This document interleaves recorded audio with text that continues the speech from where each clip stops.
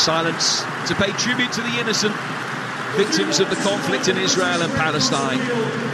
Both England and Australia's players are wearing black armbands to show their respect this evening.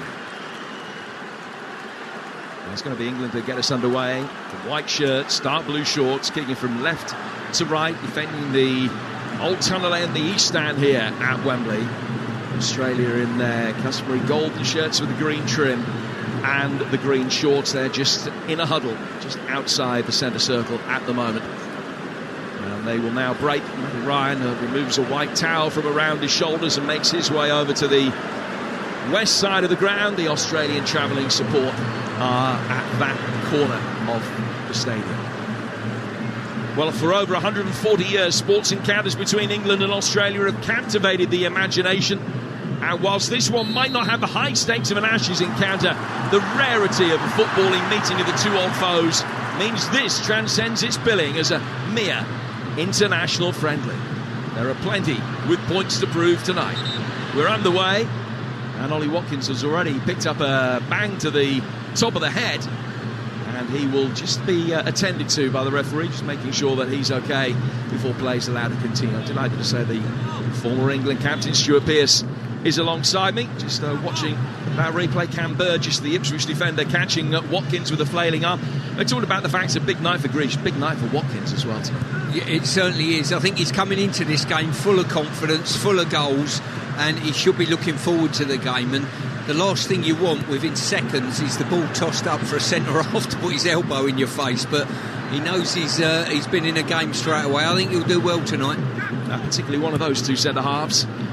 Harry Souttar, 6'6", and Cam Burgess not too far behind him. England in possession, the rain driving down here in North London tonight.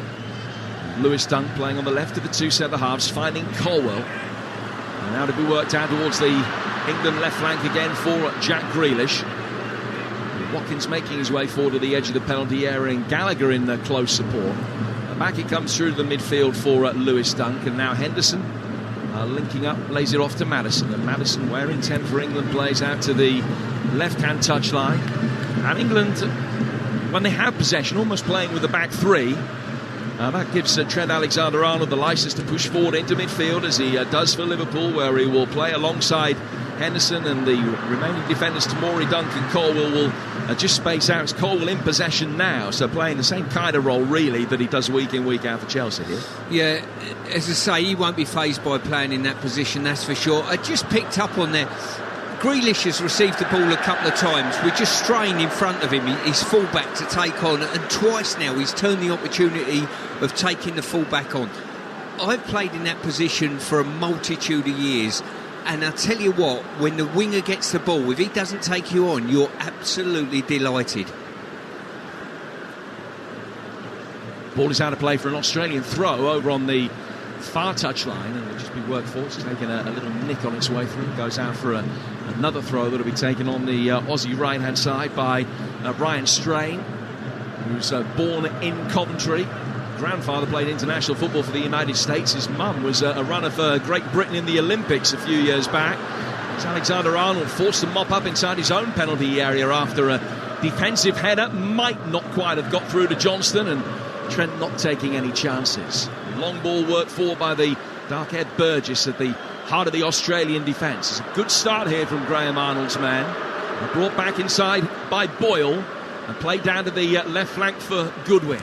Goodwin's right-footed ball, deflecting first off Alexander-Arnold, then off Jarrod Bowen, and out of play for an Aussie throw in front of us. We're situated about midway inside the half that England are defending in this first half on Talksport. Yeah, I think the difference between the two sides tonight, Jim, I think England might turn opportunities down potentially to keep possession of the ball.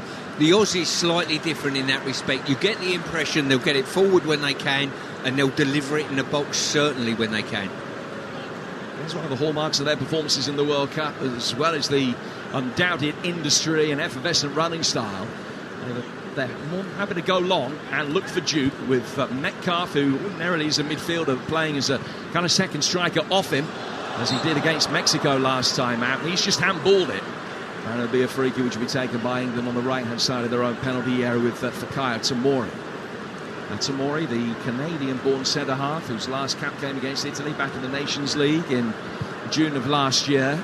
Sam Johnson's had to wait longer than that to get a recall into the England side, and that for a goalkeeper who's never conceded a goal for his country. And you and I saw him have a particularly fine game against Romania in Middlesbrough a couple of years ago, keeping a clean sheet that day, and certainly deserved it. It was a fine performance, and he's been number one at Crystal Palace since April, hoping to extend that record of clean sheets at the start of his international career tonight. Here's Alexander-Arnold in possession. He's played it back for Tomori. Tomori would just gravitate back towards the edge of his own penalty area before finding Dunk, and Dunk goes back for Johnston again. And Johnston clears it right-footed. You can see the markings on the ball spinning as it comes down towards Jared Bowen on the England right-hand side, but it's poked past Tomori, who stepped up from the defensive line, laid off by Duke. Irvine trying to get the ball inside the penalty area. It hit Gallagher, and that meant that Alexander-Arnold was forced to play it, and he's done well to be able to buy a throw, which will be taken on the England right-hand side. But 5 minutes in, and the Aussies have probably started the brighter of the two, Stuart. Yeah, they have, certainly on territory anyway. And the one thing that England are looking to do at this moment in time, Tomori, the right centre-half's looking to drop into a right-back-ish situation, and Trent Alexander, as he does for Liverpool, just going inside into that midfield area, looking to get on the ball and build up from there. There's another Australian throw.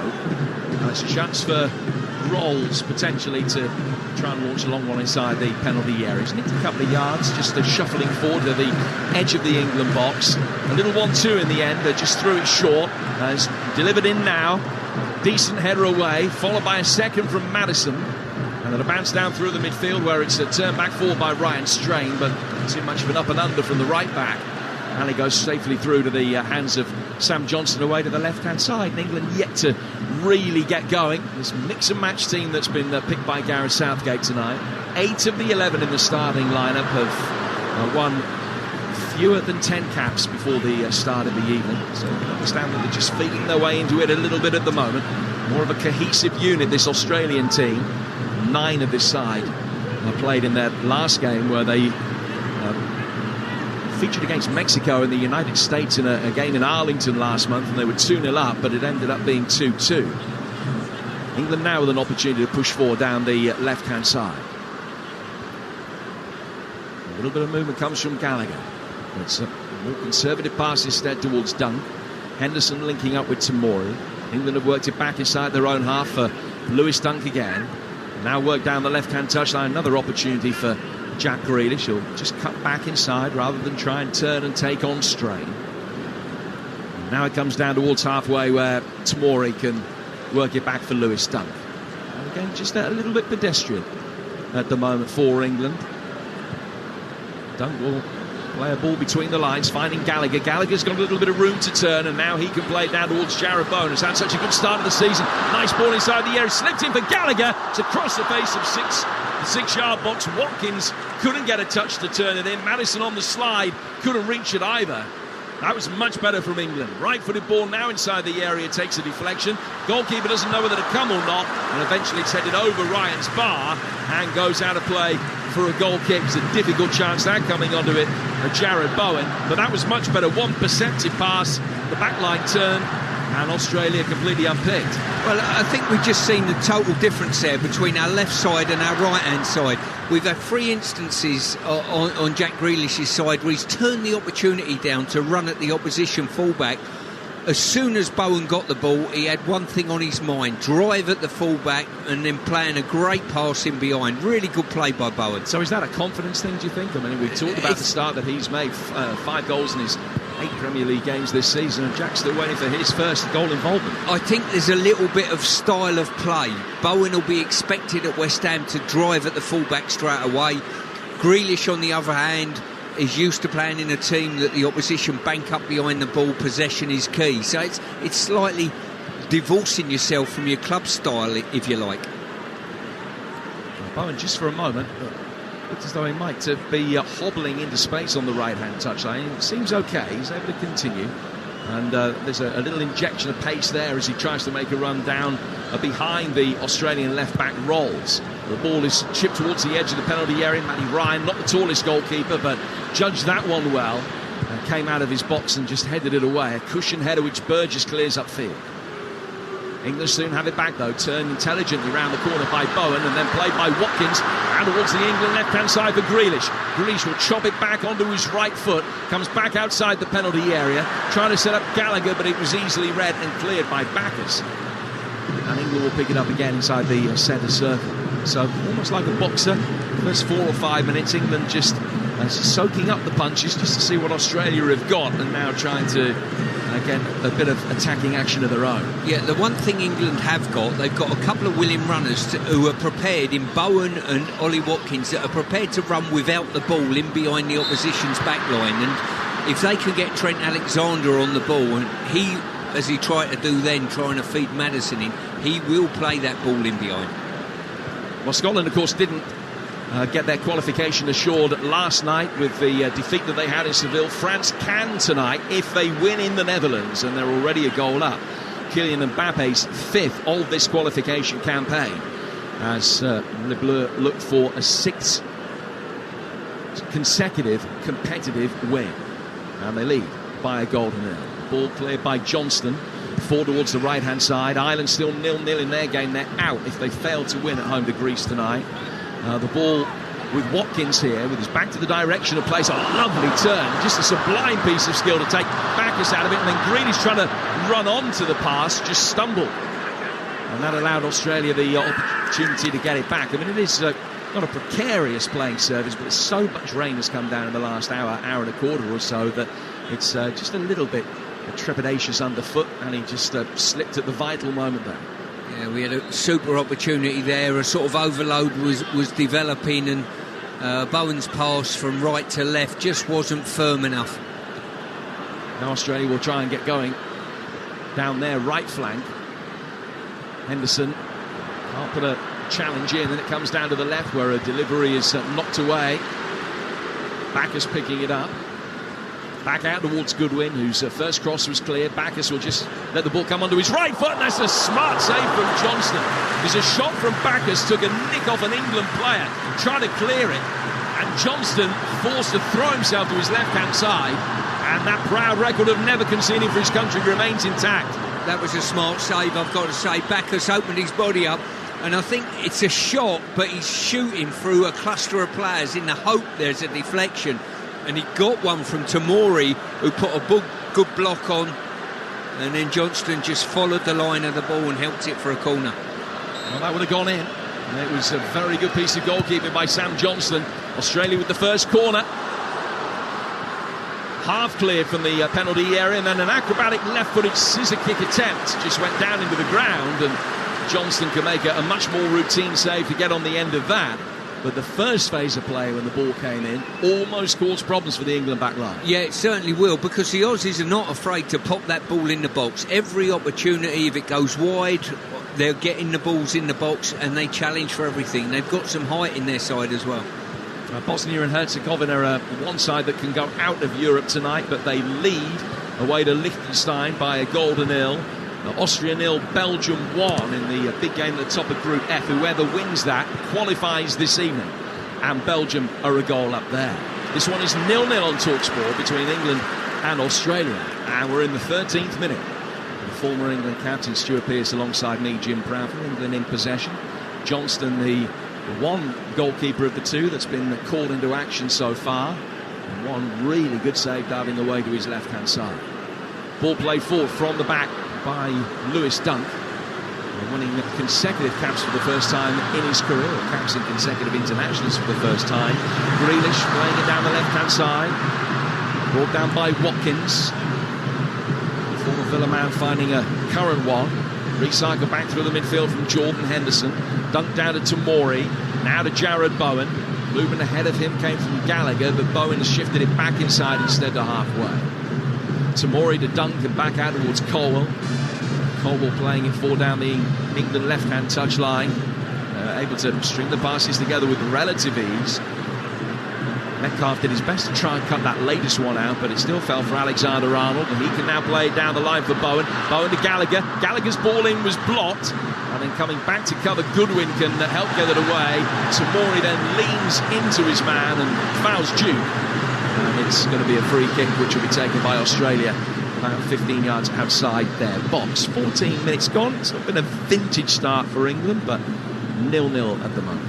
Yeah, pleased once again with Bowen. When it arrived at his feet, he's looking to either run forward with it or play it forward, and that is so important, especially when you've got the balance on the other side of Jack Grealish, who probably my memory of him at Villa is someone who received the ball and drove forward with it, and I think he's lost that from his game a little bit.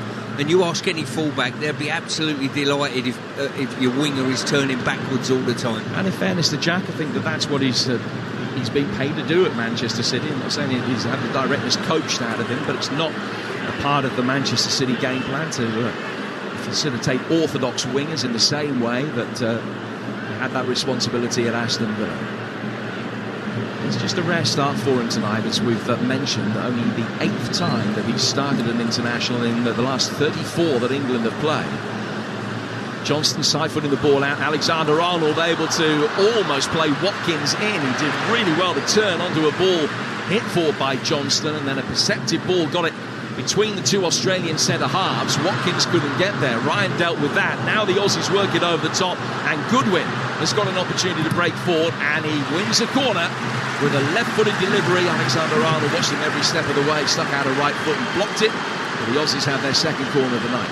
Yeah, game swung from one end to the other. It was Trent Alexander in that inside position, getting on the ball, and slid a fantastic ball through that was just cut out. And then from the resulting, I think it was almost a clearance rather than a pass, Jim. It spun in behind England's back line, and once again the Aussies are not afraid to put the ball in the box and force corners and defensive actions from England. Well, this will be a big part of the game plan. Try to work set pieces. Duke is up there. Suter, the Leicester City man, waits on the edge of the 6-yard box. A header comes in, but the whistle had gone before from the edge of the penalty area, which was deflected wide anyway. A little bit of pushing and shoving going on the edge of the 6-yard box, and Jordan Henderson is the England man who's down hurt. Yeah, I think the Aussies try to work a block there. Yeah, they've tried to work a block, and it's just head on head, I think. Yeah, Rolls was the player involved for Australia. Just trying to stop Henderson being able to make a defensive run. The referee Stephanie Frappard is happy. He's going to be able to continue. Whatever happens tonight, your chance to react to it will be right here. You are listening to England against Australia on Talksport, and after us, Adam Catterall and Jermaine Pennant will take your calls. Faye Carruthers, our England correspondent, will bring you all of the reaction from the tunnel. We'll hear from Gareth Southgate, the headline makers as well. It's all on the Sports Bar Weekender from 10 o'clock tonight on 03717 223344 is the number for you to be able to join in. Here's Jared Bowen making his way down the England right. Writes the first challenge which came in from Duke, then checks back. He's got Duke to beat again, and he's laid it back for Alexander-Arnold instead. Played forward by Henderson. Opportunity to try and turn for Maddison. England haven't really been able to get too heavily involved so far. Another who's started this domestic season so brilliant. Henderson now down towards Alexander-Arnold again. A couple of yards in from the right-hand touchline. Nice ball into the feet of Watkins. Watkins trying to turn, but he needed immediate support. Maddison trying to supply that. Suter can lay it back for his goalkeeper, and Ryan's there to clear. Hurriedly, left-footed. Slightly off balance, but he got it away towards halfway. England are going to be able to build from the back again. Henderson, incidentally, having seemingly come off the worst in that clash at heads, has been able to continue, but Rolls, the Australian defender, is off the pitch, still receiving trims, getting patched up at the moment, the left back. Opportunity again for England to bring it forward. Alexander-Arnold to his right-hand side for Fikayo Tomori. Rolls able to come back on, and England will bring it forward down the inside left channel with Henderson back out towards Grealish. Colwell making a run outside him. Maddison trying to feather it back into his path. It's a hurried last-ditch clearance. Henderson recycles it and plays the ball back out towards Colwell again, who's only 20. February 2003 on the South Coast. He's had a fantastic rise through that loan spell he had at Brighton last year, and started every game in the Premier League since Pochettino came to Chelsea. Getting his moment tonight to win his first England cap, the 91st player that Gareth Southgate has used, the 58th debutant of Gareth Southgate's reign. It's actually not too far short now, Gareth Southgate, of 150 caps as player and manager combined, which would be the first. He would be the first to get to that milestone. Here's Lewis Dunk. He's going inside the centre circle. Just work it down towards the right-hand side for Tamori. Gallagher take the ball on the half-turn. It's a good, strong challenge that came in on him from Burgess. And the referee said it was, I was half right. It was a strong challenge, but not a good one. And it's a free kick which will be taken by England, and Burgess has hurt himself in the process of making it. Well, I think the Aussies and Burgess himself is suggesting that he got there first, and it was Gallagher. It was Gallagher who got there late, and on another day, the referee sees that as a very poor challenge. I'm not sure which way I'd call that. I would say it was more a foul on the Australian player, Jim. I don't know about you. Well, he's certainly come off the worst of the two. He's back on his feet, he's chuntering away. Cam Burgess, but he's got a free kick which he's got to defend here. With Talksport, we're 19 minutes in. It's England 0, Australia 0. Dunk. There's the ball down towards the right-hand side of the midfield for Trent Alexander-Arnold, playing as an inverted fullback. Colwell out towards Grealish, and this time Grealish will try and take on his marker Ryan Strain, but just nudged it past him and over the line. Out of play for a throw that will be taken on the Australian right-hand side. What are your thoughts and conclusions through the opening 20 minutes, Stuart Pearce? Well, you certainly know the Australians have come here to put the ball in the box at the earliest possible convenience, and they've done that, and they've shown they're decent on the counter.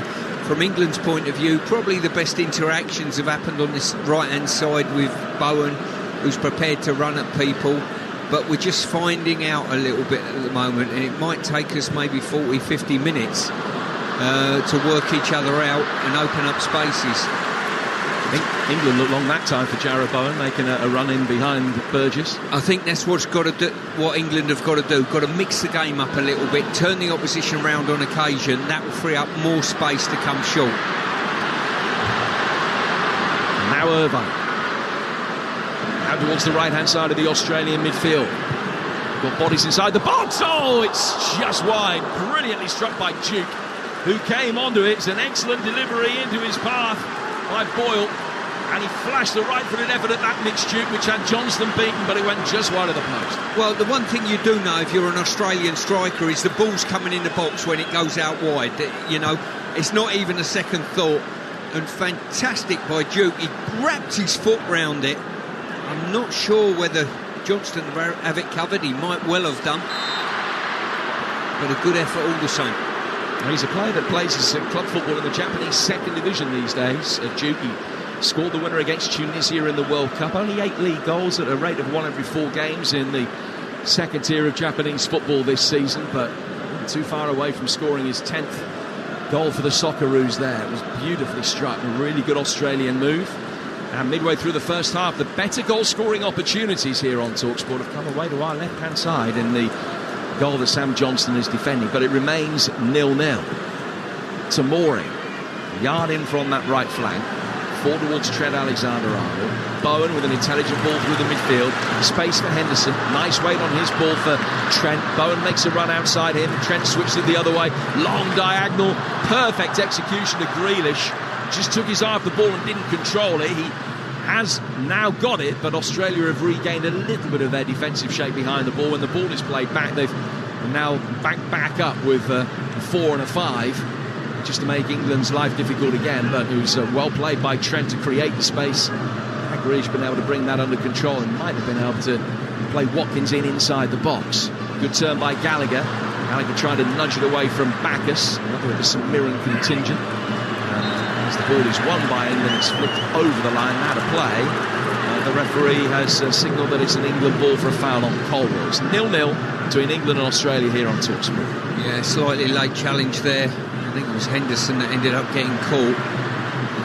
But it's been an intriguing game, really. England playing the more patient build-up football, when the Australians, you know, on turnover and build-up, they go from back to front, albeit through the thirds on occasion, but they go from back to front much quicker with an end product into the box. So this one 0-0 at the moment. The Republic of Ireland trailing at home to Greece, which would be a result that would see them eliminated from the Euros. They wouldn't make it. England bring the ball forward, and the offside flag is up to kind of partially spare the blushes of Maddison, who's trying to larrup it into the top right-hand corner, and he put it, had the flag not have been up for a throw, 15 yards from the corner flag. Well, if I didn't know better, I would say that Maddison was trying to mimic my golfing efforts, Jim. I really would. That was a shank like you would never see. But I tell you what, I looked at the replay and there was not much in that, actually, the offside. I think he was just fractionally onside. One of those rare occasions where I think an attacking player is delighted to see the flag comes up, because he knows that it wouldn't have mattered. Do have VAR tonight, so it would have been looked at. Australia trying to play their way out from the back, but not doing so with a great degree of conviction. England winning a lot of the second ball now, which they weren't in the early exchanges, but they are now. Ryan didn't come out to deal with that. Watkins putting the pressure on. That meant that Burgess had to nudge it back to his goalkeeper very hurriedly, and Ryan had to volley it away. Had to be a brisk ball back to him off the ground, and he did well to volley it clear and not hit Watkins with it. The latest goals elsewhere: Austria 0, Belgium 1, Iceland 1, Luxembourg 0. Iceland out if they lose tonight and Slovakia win. Ireland trailing at home to Greece, that'll see the Irish out. Liechtenstein trailing at home to Bosnia and Herzegovina by a goal to nil. France winning the big one away to the Netherlands by that early Kylian Mbappe goal. And Portugal leads Slovakia by a goal to nil. Gonzalo Ramos with a Bruno Fernandes assist in that game. So they look to maintain their 100% record, and they too will qualify tonight if they win. Portugal a goal up in that game. They've scored 25 in that qualifying section, and they haven't yet conceded any. Another free kick for an offside here, which will be taken by the Aussies just outside their own penalty area. It's another very, very tight one against Watkins. It remains 0-0. Really tight there, really good play. Grealish receiving the ball with his back to play, cut it inside with his first touch, and then cut a pass through for Ollie Watkins, who made those trademark galloping runs into the channel, and he'll get joy if he keeps doing that. But we've got to keep looking for it. Really good pass there by Grealish. So through the match stats at the moment, possession 75-25 in England's favour. But the attempt 75-25 in Australia's favour. England just with one off-target attempt so far. The Aussies with 3, 2 on target, one of which was very well saved by Johnston. Yeah, as I say, it certainly felt that way. In regard to the possession stats, it doesn't seem as though England have had that much possession, but certainly the Australians, they're the ones, they probably had more entries into our box than we've had into theirs, and that tells you something. The England substitutes out warming up, and that's the applause that you can hear, primarily for Jude Bellingham. Bellingham, one of the subs, 14 on the England bench tonight. A high throw inside the penalty area from the Aussies is headed away and out for another corner. So that's 3 corners without reply. They have only met 7 times, England and Australia. 3 of those in a 7-day period back in 1983. Only ever defeat England have suffered. The first time they met on English soil, Socceroos won 3-1 at West Ham 20 years ago on the night that Wayne Rooney made his England debut. The Aussies have had the brighter start here. This is their 3rd corner, right-footed, swept in deep, heads go up for it, hit an Aussie head but went back outside the penalty area. It's played back down for Boyle. Boyle dinks it in, and he's taken a touch at the near post, real scramble, and then volleyed over the bar by Rolls. What a good chance. I've got to say, Dunk has done absolutely brilliantly there to get his head on 2 efforts that come in the box, and he's going to be absolutely pivotal tonight. The Australians going in with menace and threat to good balls in the box, and England, by luck and judgment, managed to squeeze the ball for a goal kick. Well, it's fair to say, on the balance of play now, this is a game Australia deserve to be ahead in, yeah? I'm not sure they've done enough to be ahead in the game, but they've certainly pushed. And now England will be able to break for themselves, and the goalkeeper Ryan comes out. Watkins is round him, and it's hit the post. There was an Australian defender covering.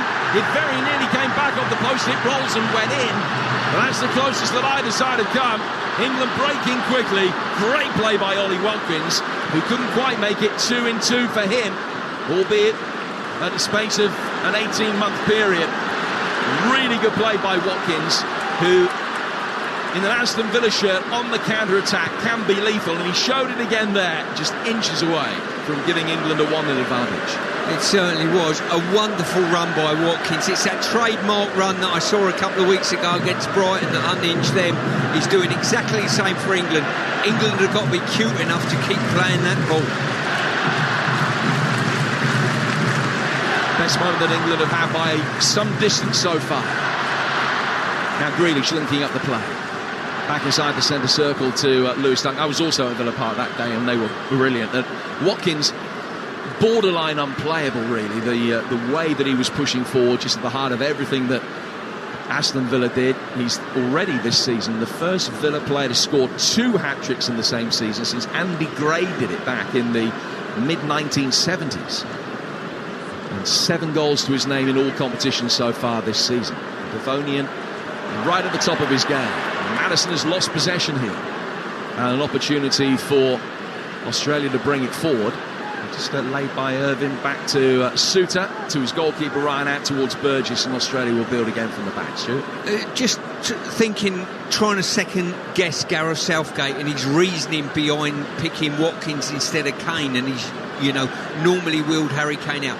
Harry's a different type of play. He doesn't readily run in behind, certainly with pace and menace, like Watkins will. And Watkins might be ideal in this game to actually unhinge the Australian backline. And the Aussies will work it forward down the left flank, and Tamori comes across. His first touch a little bit heavy and goes over the line and out of play for a throw. I mean, this is something perhaps that we should be debating at half-time rather than now, but I wonder if in games like this, where you're playing against teams that are going to have more possession against you, I know that hasn't been the way that this one has worked tonight, but where counter-attacking opportunities might be one of the keys to the game, whether there's a case to be made for playing Kane as a 10 and, say, a Watkins as a 9 ahead of him. Throw inside the penalty area forthcoming here for Rolls, the Australian left-back. Hurled inside the box, headed back in, but not to good effect. It's just dropped down after Goodwin's touch. Bounces on the edge of the 6-yard box into the hands of Sam Johnston. 0-0. Yeah, as I say, it's horses for courses. We've spoke in depth about the power of the substitutes bench, but certainly the starting lineup tonight was probably pivotal, and Watkins and probably Bowen as well, their ability to run without the ball is causing the Australians the odd problem. Only the odd problem at the moment. That might be a source of concern for Gareth Southgate, with the majority of chances coming away to our left rather than away to our right, where England are attacking. Johnston, the busier of the two keepers, gets it away again towards halfway. Big header that from Harry Suter, one of 3 Aberdeen-born players in the starting lineup for the Australians. Martin Ball on the right, and the man in possession now, Cam Burgess. Back he goes, Burgess to Suter. And he lays it back for his goalkeeper, Matty Ryan. Got more live football coming your way tomorrow. Couple of games from League 2, big ones as well. Notts County and Wrexham, the two sides promoted into League 2 last season. They're both in action. County at home to Mansfield, local derby. It kicks off at 12:30 over on Talksport 2, followed by Wrexham Salford on Talksport 2. Both of those games exclusive to the network, kicking off at 12:30 and 3 tomorrow. And then WSL action following that, with Chelsea in action against West Ham United. 3 more live games for you over the course of tomorrow here on the TalkSport network. All of those games on TalkSport 2, nearly 500 will bring you in all competitions over the course of this season. This one tonight here on TalkSport 0-0 with 12 minutes to go to half-time. And Strain plays it back inside his own penalty area for Ryan, whose clearance isn't the best. Shank clear. Gallagher heads it on. Looping header from Strain, goes out towards the right-hand touchline for Boyle, and the Hibs man is pushed. Cole's fouled him. It's a free kick, and then some afters as well, and more than one little spot of afters, and the referee just takes a watching brief and waits to see if things are going to calm down. It's Colwell and Bacchus. They both walk back into their respective positions with a smile on their face, but there was plenty of pushing and shoving going on. Hands in the chest from both players to the other. A yellow card shown. A yellow card apiece. Yeah, as I say, 2 players just chest to chest there, and a little bit of pushing going on. The Aussies took exception to what I thought was some reasonably decent pressurised defending from Colwell. So Colwell and Bacchus both in the book. Play will restart with a Matt Ryan free kick. Too far outside his own penalty area. England's record in friendlies, we touched on it earlier, has been impeccable. They've won their last 11, 10 of those at home. Probably more pertinently, in those 11 games, they've kept 8 clean sheets. They've only conceded 3 goals, whilst they've scored 24. But clean sheet has led a charmed life at times tonight, though England have hit the post at the other end. This is Goodwin. Oh, he's done brilliantly, but yet between Alexander-Arnold and Gallagher having a little nibble the first time, didn't get him, and made sure he did the second, and that's a yellow card for Conor Gallagher. I think the point that we laboured on before the game about the physical prowess of the Aussies, whether they're running forward or back, they're running. And whatever team you play against, Jim, if they're physically high output, it causes you a problem. Well, England have had 2 players booked in the last minute as a most direct result of it. And the Aussies have another free kick which will be taken on the left-hand side. Boyle is the man that has come across to take it. Portugal have a second at home to Slovakia, incidentally. Cristiano Ronaldo penalty in that game. They're going to be qualifying tonight. That's his 124th international goal, which isn't bad. Here's a free kick, swung in, left-footed by Goodwin, and first contact from an Australian player coming in behind Lewis Dunk, but header straight at Johnston. That was a relatively routine save. Johnston then bowls it out to his left-hand side for Colwell. He'll play it further down the line for Jack Grealish, and England have another chance to try and get going again. Grealish will just hit the space on the left-hand side, and Henderson can hit him with a return pass. And it's worked back in field for Gallagher. England get a free kick after Henderson was fouled, when perhaps the advantage might have worked in their favour there. But Henderson, with his tattooed leg, just feeling his right ankle where he got caught there, but it will be a free kick and an opportunity for England to get the bodies forward. They've actually taken it short, back for Lewis Dunk. England doing their best to try and inject a little bit of tempo into this game. We might go to the break here on Talksport, 0-0, and chances very much at a premium. Jim Bradford and England caretaker manager Stuart Pearce talking through the action here on Talksport from Wembley. Is that going to be a corner? His goal kick has been given in England's favour as they were put under a little bit of pressure. Colwell correctly from close range judging that the last touch there had come off Metcalf. Goes out of play. Metcalf's done okay. He's not a striker or a second striker by trade, but that's the role that he's been asked to fulfil by Graham Arnold. Plays his club football in the German second division with the Hamburg club St. Pauli, but he's shown up well here. Well, I think both him and Duke up front have shown bags of energy, both going forward to press the opposition's defence, or alternatively running in behind and getting in the box, and that's really made it very difficult for the England backline. Now Metcalf has dropped off this time and found some space, and Boyle only finds the fans behind the goal. So took a shot from the right-hand side of the penalty area, and it whistled over Johnson's bar and goes out of play for a goal kick. England back in action, of course, on Tuesday, and they've got Italy here. Depending on what happens tomorrow, England might only need a draw in that game to mathematically qualify for the Euros. That would be the case if North Macedonia don't beat Ukraine tomorrow. England against Italy live with the team here on Talksport. 7 o'clock build-up ahead of a 7:45 kick-off Tuesday night from Wembley here on your England station Talksport. Suter playing it back to Burgess. Australia also in action on Tuesday. They've got a game against New Zealand at Brentford, which certainly will mean a lot to the players of both of those teams. The footballing ashes, they're calling it. Australia Australia playing it out from the back towards halfway. It's a long one launched forward. Alexander-Arnold can't get it away. Just the curved away from him. Not a misjudgment, just the angle on the pass. Boyle linking up. Ball in from Rolls. Alexander-Arnold leaning into it inside the penalty area, but not with his arm. And it'll be cleared by Bowen. Watkins, who's come closer than any England player to break in the deadlock, links up the play well, and then Grealish can nudge it down the right-hand side for Bowen. Got Gallagher making a run outside him, and they played it around the back of Rolls to find him. Now there's space in the midfield for Maddison. Maddison to Watkins. Bottom left-hand corner of the penalty area. Ollie Watkins' first touch is to come back outside the box, but linking up well outside him is Henderson. Henderson back for Lewis Dunk.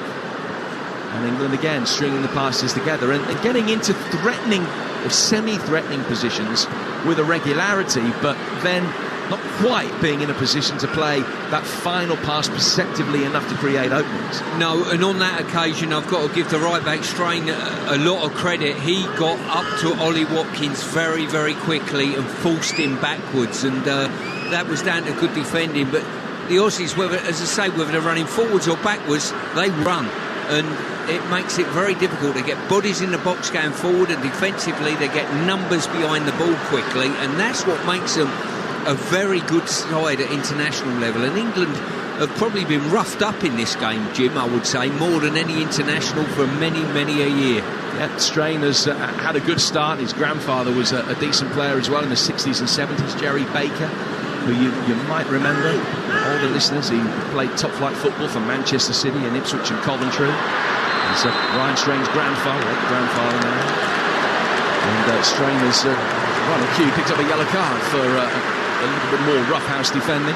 Strong challenge over on the far touchline, which has given England a chance to whip a set piece in from about 15 yards outside the penalty area over towards the left-hand side. He just dangled out a right foot and knew that Grealish was going to get past him, so wrestled him to the ground. Well, Grealish has just done in the 39th minute what he should have done in the first minute. Turn round, face the player up and run at him. And Strain is showing, if you run at me, I have a bit of a problem with my decision-making. So in comes the England free kick, and it's headed away by Suter down towards the corner flag, where Australia will make first contact and will be able to get it away. And then a lovely turn by Goodwin, might be able to launch a counter-attack. Fall through the midfield, Irvine linking up with Metcalfe. Now Mitch Duke, back from Duke to the left-hand side of the midfield for Jackson Irvine again, who had extensive spells in both England and Scotland before he also moved to Germany. Here's Metcalfe, his club teammate at St Pauli. Now down towards Burgess. Burgess to Rolls, who's still got a big, thick, dark bandage on his head after that early clash of heads with Jordan Henderson. 4 minutes to go to half-time here on Talksport. A 0-0, not an awful lot to write home about from an England perspective so far on what's very definitely a night of experimentation. But you have your chance to react to whatever happens over the course of the remainder of the evening on the sports bar with Adam Catterall and Jermaine Pennant later. England in possession again, but in a much deeper position now with Alexander Arnold going back for Johnston, whose stunning early save is still one of the best moments of the night from an England perspective. And the men in white and dark blue will just be able to bring it forward again now. Henderson down towards Fikayo Tomori. Tomori 8 yards or so inside his own half. And defender back for Lewis Dunk, now forward for Colwell. Levi Colwell, who won 10 caps for the under-21s and started all of the big games in that victorious European Championship campaign in the summer. Has it again now. Slowed down to walking pace, almost to a standstill just to try and invite the press from Duke. Now Colwell will play it forward. There's some pass as well. 50 yards forward between the lines into the feet of Watkins, who did well to hold it up under duress with Suter trying to make life difficult. Goes out towards Grealish. Crossfield pass from him for Jared Bowen, who hasn't seen too much of the ball in the last 15. Bowen with a good ball also between the lines, and then an excellent run, gets on the overlap, tries to drive inside, wins a corner, which is England's first, going 2.5 minutes before the break. Yeah, the big thing in the game is, unless you ask the Australian backline any questions, as in run at them quickly with the ball, little give and goes, clever play going forward, then they'll be comfortable within their defensive work. So a chance to fire this corner in. 5 in white inside the box. Grealish showing for the short one. Maddison has actually played a short one at a different angle for Alexander Arnold. A little flick header, scooped, but easily picked up by Matt Ryan. Very well worked set piece. It was Jared Bowen that got his head to it. Just leaning back, almost a sort of diving header on the twist. But Ryan made a comfortable save. Wasn't happy with the pressure on the ball, actually, and just indicated to the officials that he wanted to change it, wanted a replacement. And seemingly wasn't happy with the replacement one either. And now a third one gets thrown on, and the play will be able to resume with a throw to England, which they just returned to Ryan, and he put the ball out of play so it could be changed. So everybody happy again. 90 seconds to go to half-time. Not an awful lot of time to be added on. You wouldn't think, but then these days, I guess you never know. Here's Goodwin. Play back towards Rolls. Rolls diverting it forward. Backus. Force that really good save from Johnson, and a lovely ball speared over the top, and it's a good run from Boyle towards the edge of the penalty area, and Boyle turning it onto his right foot. They got a man over, and Johnson get a foot to the shot to beat it away and put it over the bar. Another glorious opportunity for Australia, if anything, and just a little bit too deliberate with the effort from Ryan Strain, and a combination of Johnson and Dunk came back to make sure that the goal-bound effort was diverted over the bar. Well, point in case there, the Aussies won the ball in behind, a great ball in behind, and it caught England napping a bit at the back. And once they got the ball in advanced areas, the numbers they get into advanced areas quickly is brilliant. And Dunk, who's headed a couple out the box already, done his goalkeeper an absolute monumental favour. Australia's fourth corner as we approach half-time. Nothing strange, taking his head out of his hands yet, still so frustrated with the fact that he didn't give the Aussies the lead there.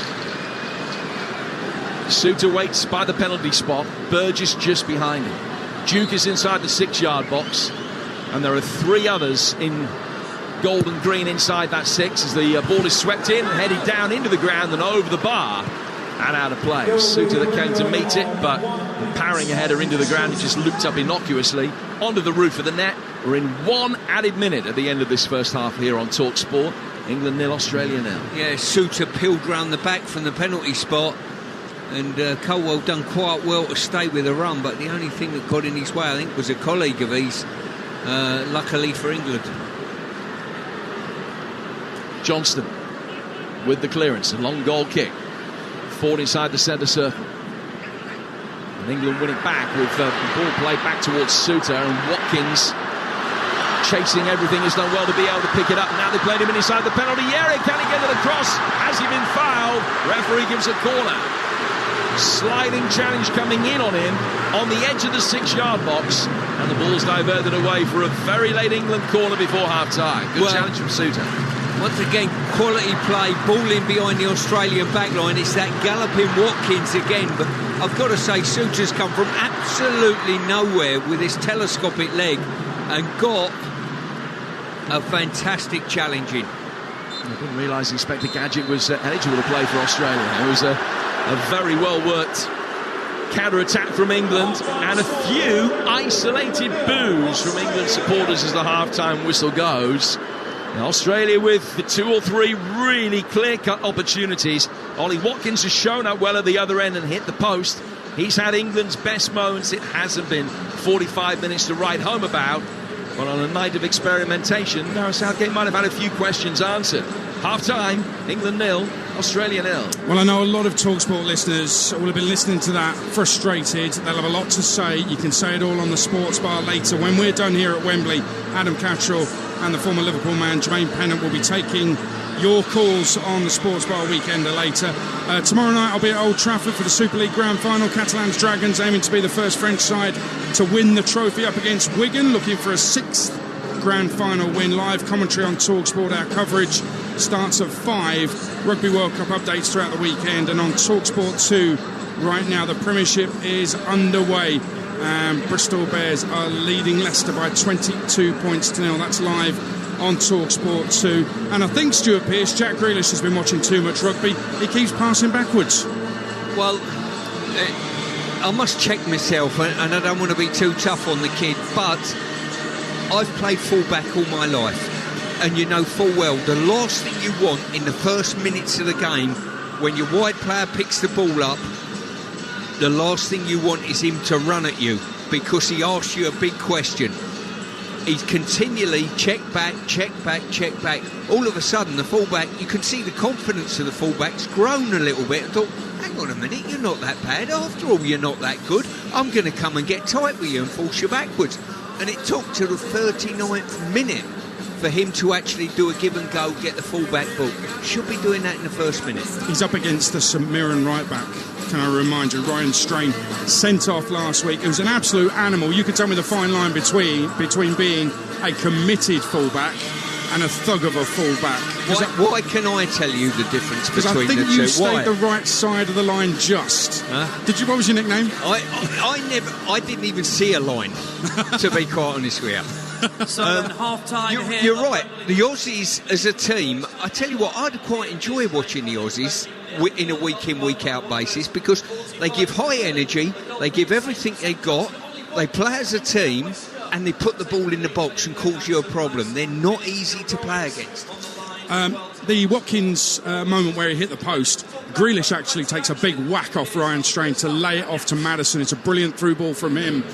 Right, there's two ways of looking at this. He's hit the post, it's a great run, great chance, or he should score, Ollie Watkins. Which is correct? I think he should score, personally.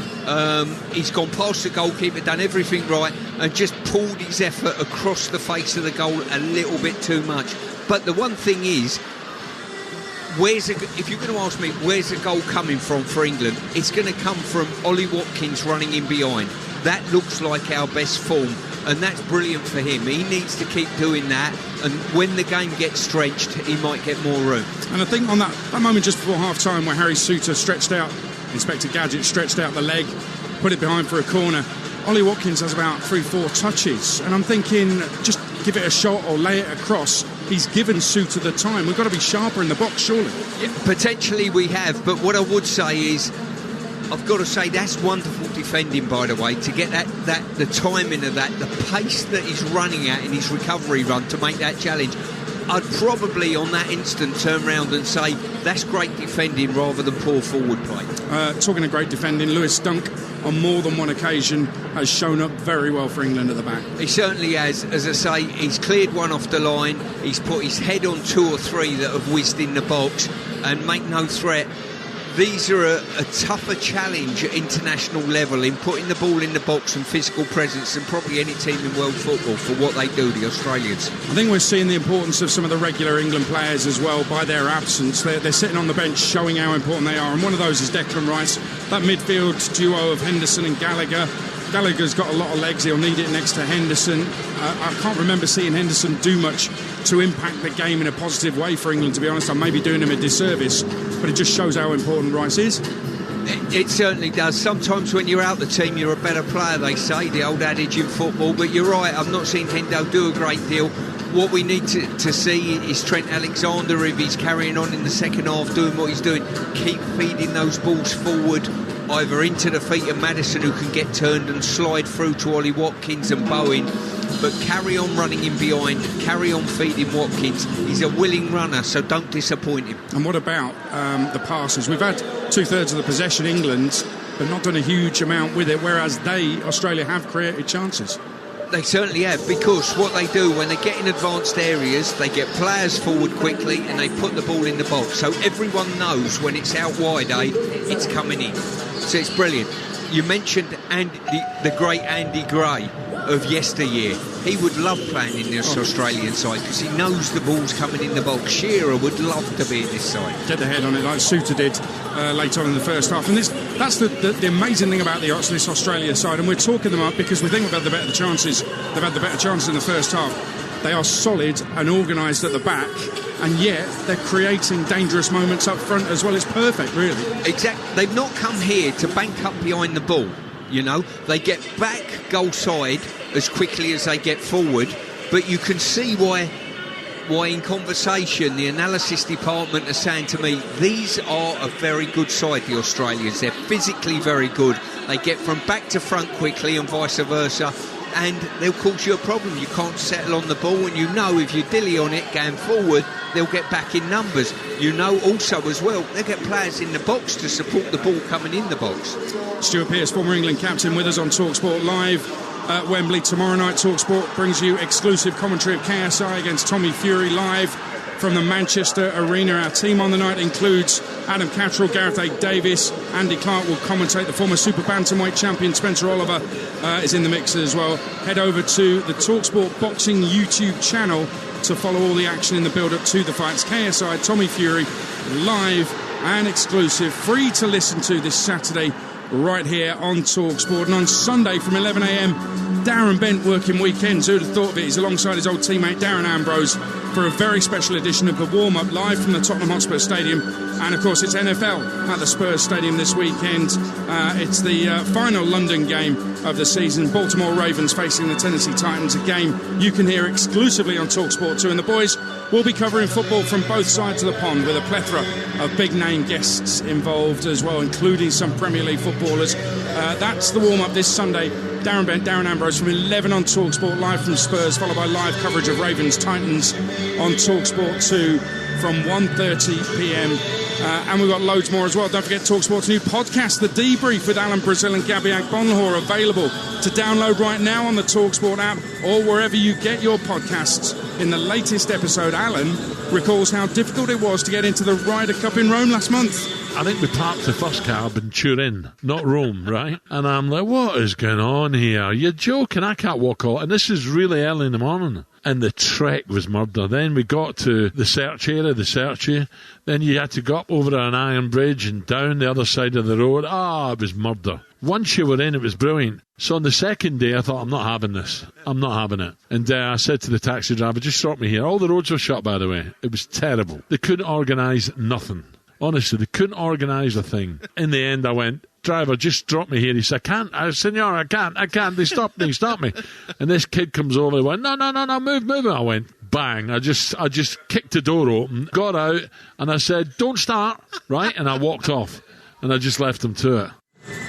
Classic Alan Brazil. The Debrief with Alan and Gabby Agbonlahor, available right now on the Talksport app or wherever you get your podcasts. And just back to the boxing tomorrow night, Tommy Fury and KSI in Manchester, live on Talksport. It's actually Don McGuinness on commentary duty for that boxing on Talksport. Here at Wembley, it's England 0, Australia 0. England have hit the post, but the Aussies have had the better chances. Second half to come, live on Talksport. 300 years of expertise in every Twinings sleep blend. 100 hours of craft in every cup.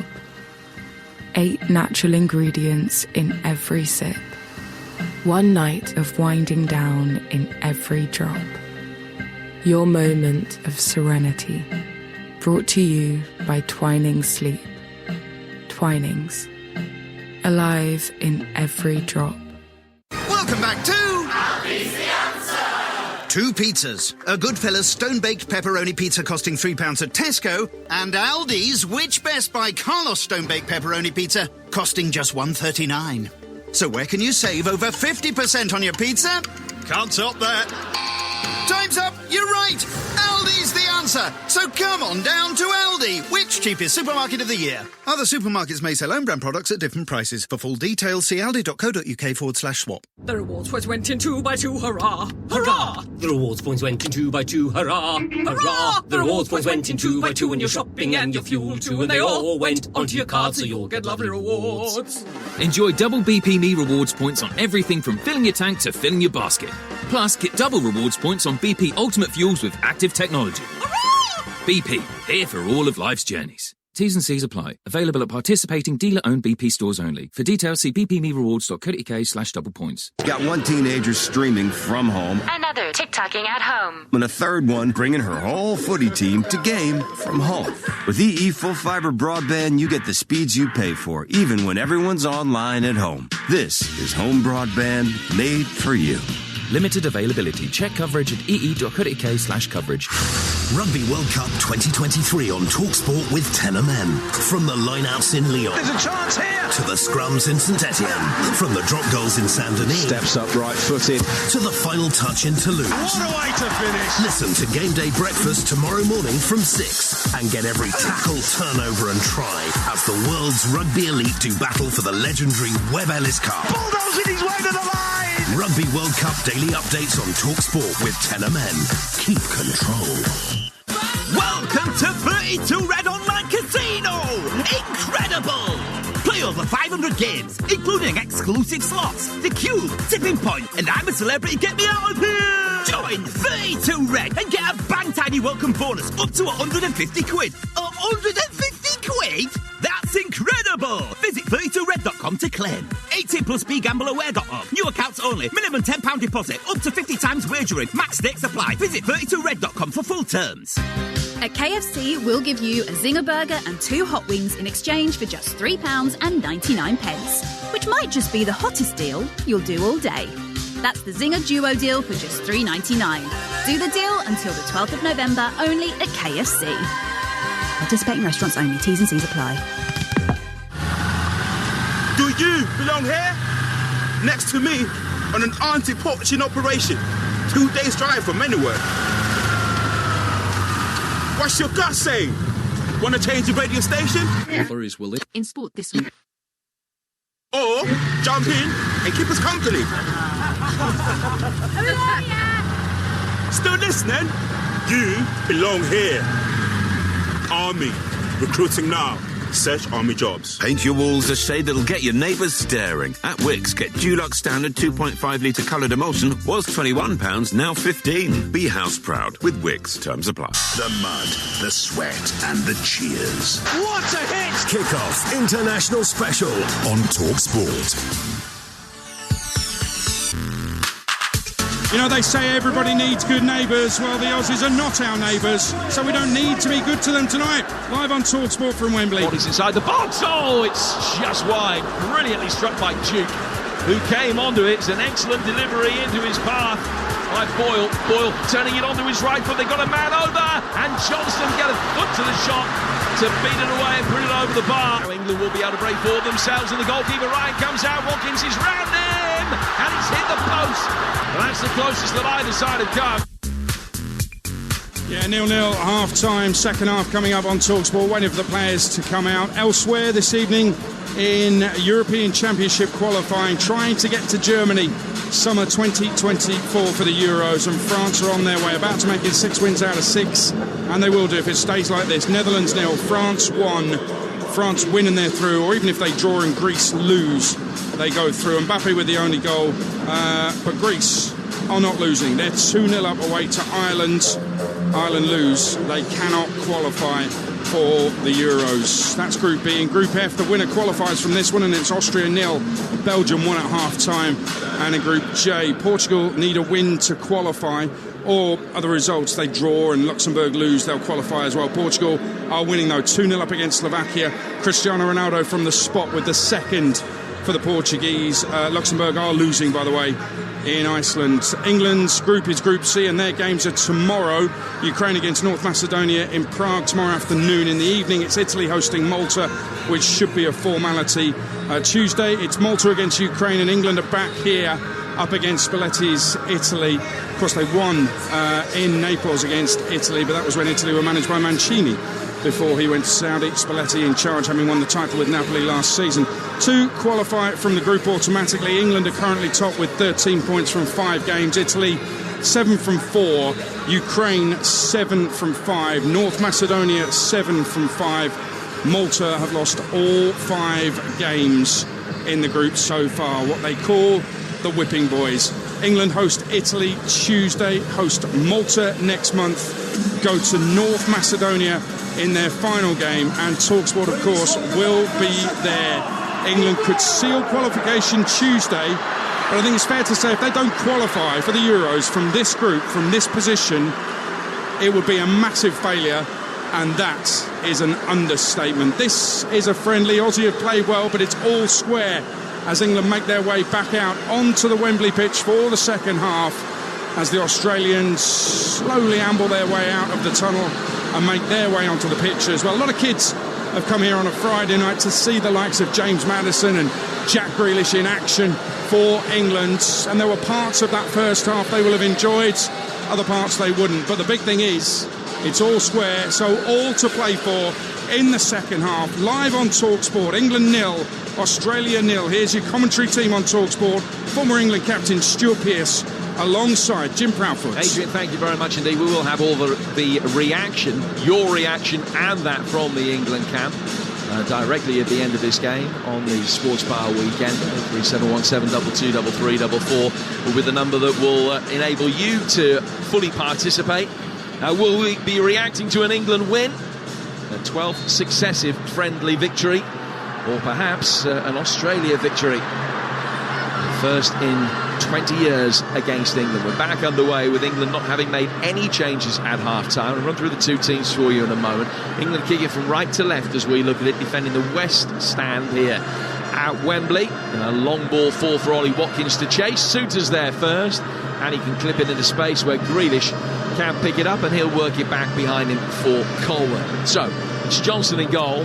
Alexander-Arnold at right back, but dropping into midfield alongside Henderson. Tamori, Duncan, Colwell. And then Henderson anchoring the midfield with Maddison and Gallagher, who perhaps is a little bit fortunate still to be on the field. He's been booked. There was a very bad challenge for him before the yellow card on Cam Burgess, which might also have seen the yellow card at least. And then Bowen and Grealish wide with Maddison in support of Watkins up top. Now, Australia in possession in the left back area, getting it clear through Rolls. England can win it back and work it back inside their own half. The Aussies, Matty Ryan in goal. Strange, Souttar, Burgess and Rolls. Boyle, Bacchus, Irvine and Goodwin. And then Metcalfe and Duke, the front two. England see James Maddison making a darting run, a dynamic run past Ollie Watkins, but the pass wasn't forthcoming. And the ball will be laid by Colwell back for Dunn. Those are the teams for England and Australia. Our team, I think Jim Bradford alongside Stuart Pearce with Adrian Durham and our England correspondent Faker, others as well. Stuart, are you surprised there have been no changes as yet? Yes and no. I said to you at half-time, probably he was either going to make 3 or 4 or none at all. He's obviously gone down the route of none at all and said to the players, look, I'm going to give you a fair old tilt at this one. Boyle stumbled. Colwell takes advantage of that, tries to work it forward. Can't pick out Watkins. And the ball goes through for Ryan away to the left-hand side. England coming into this, 5 wins in 6, 7 in the last 10, only 6 defeats in 49. And they're unbeaten here in 17 games at Wembley. Since Denmark won a match in 2020. And that's the best run that England have had here at Wembley Stadium, the old site or the new site since Stuart's days, back between 1984 and 1990. It might be tested tonight. Here's Metcalfe making his way forward towards the edge of the penalty area for Australia, and there's space. Alexander-Arnold getting out there now. Goodwin has chopped back inside. His touch was heavy, and one of the England players, it was Gallagher, nearly made contact. He just stopped short of diving in, and Goodwin was able to play it back outside the penalty area, but any contact there would have been a penalty. When the cross is forthcoming in towards Duke, Tamori deals with it and knocks it out of play for a throw that will be taken over on the Australian left. 3 gone second half, 0-0 on Talksport. Yeah, I think when the dust settles on this fixture, this is a very, very good fixture for England to take. You know, when you talk about tournament football, you're coming up against a team here that are offering you something slightly different, different questions, a physical challenge. And I think for England and their progression, this isn't a bad game to take. Qualified for each of the last 5 World Cups, the Australians, who finished second in their World Cup group last time out after victories against Tunisia and Denmark. The whistle's gone for a foul inside the England penalty area. And it will be a free kick which Sam Johnston will take. You'll then remember that they lost 2-1 to Argentina in the round of 16. They very nearly equalised in stoppage time in that game to take it to extra time. They played well. They gave a very good account of themselves. They have done again tonight. At the risk of labouring the point, they very much are a team where the sum of the parts is far exceeded by the total. Individuals on paper, you might look at it and say, well, none of those would get in an England side. They've been the better team so far.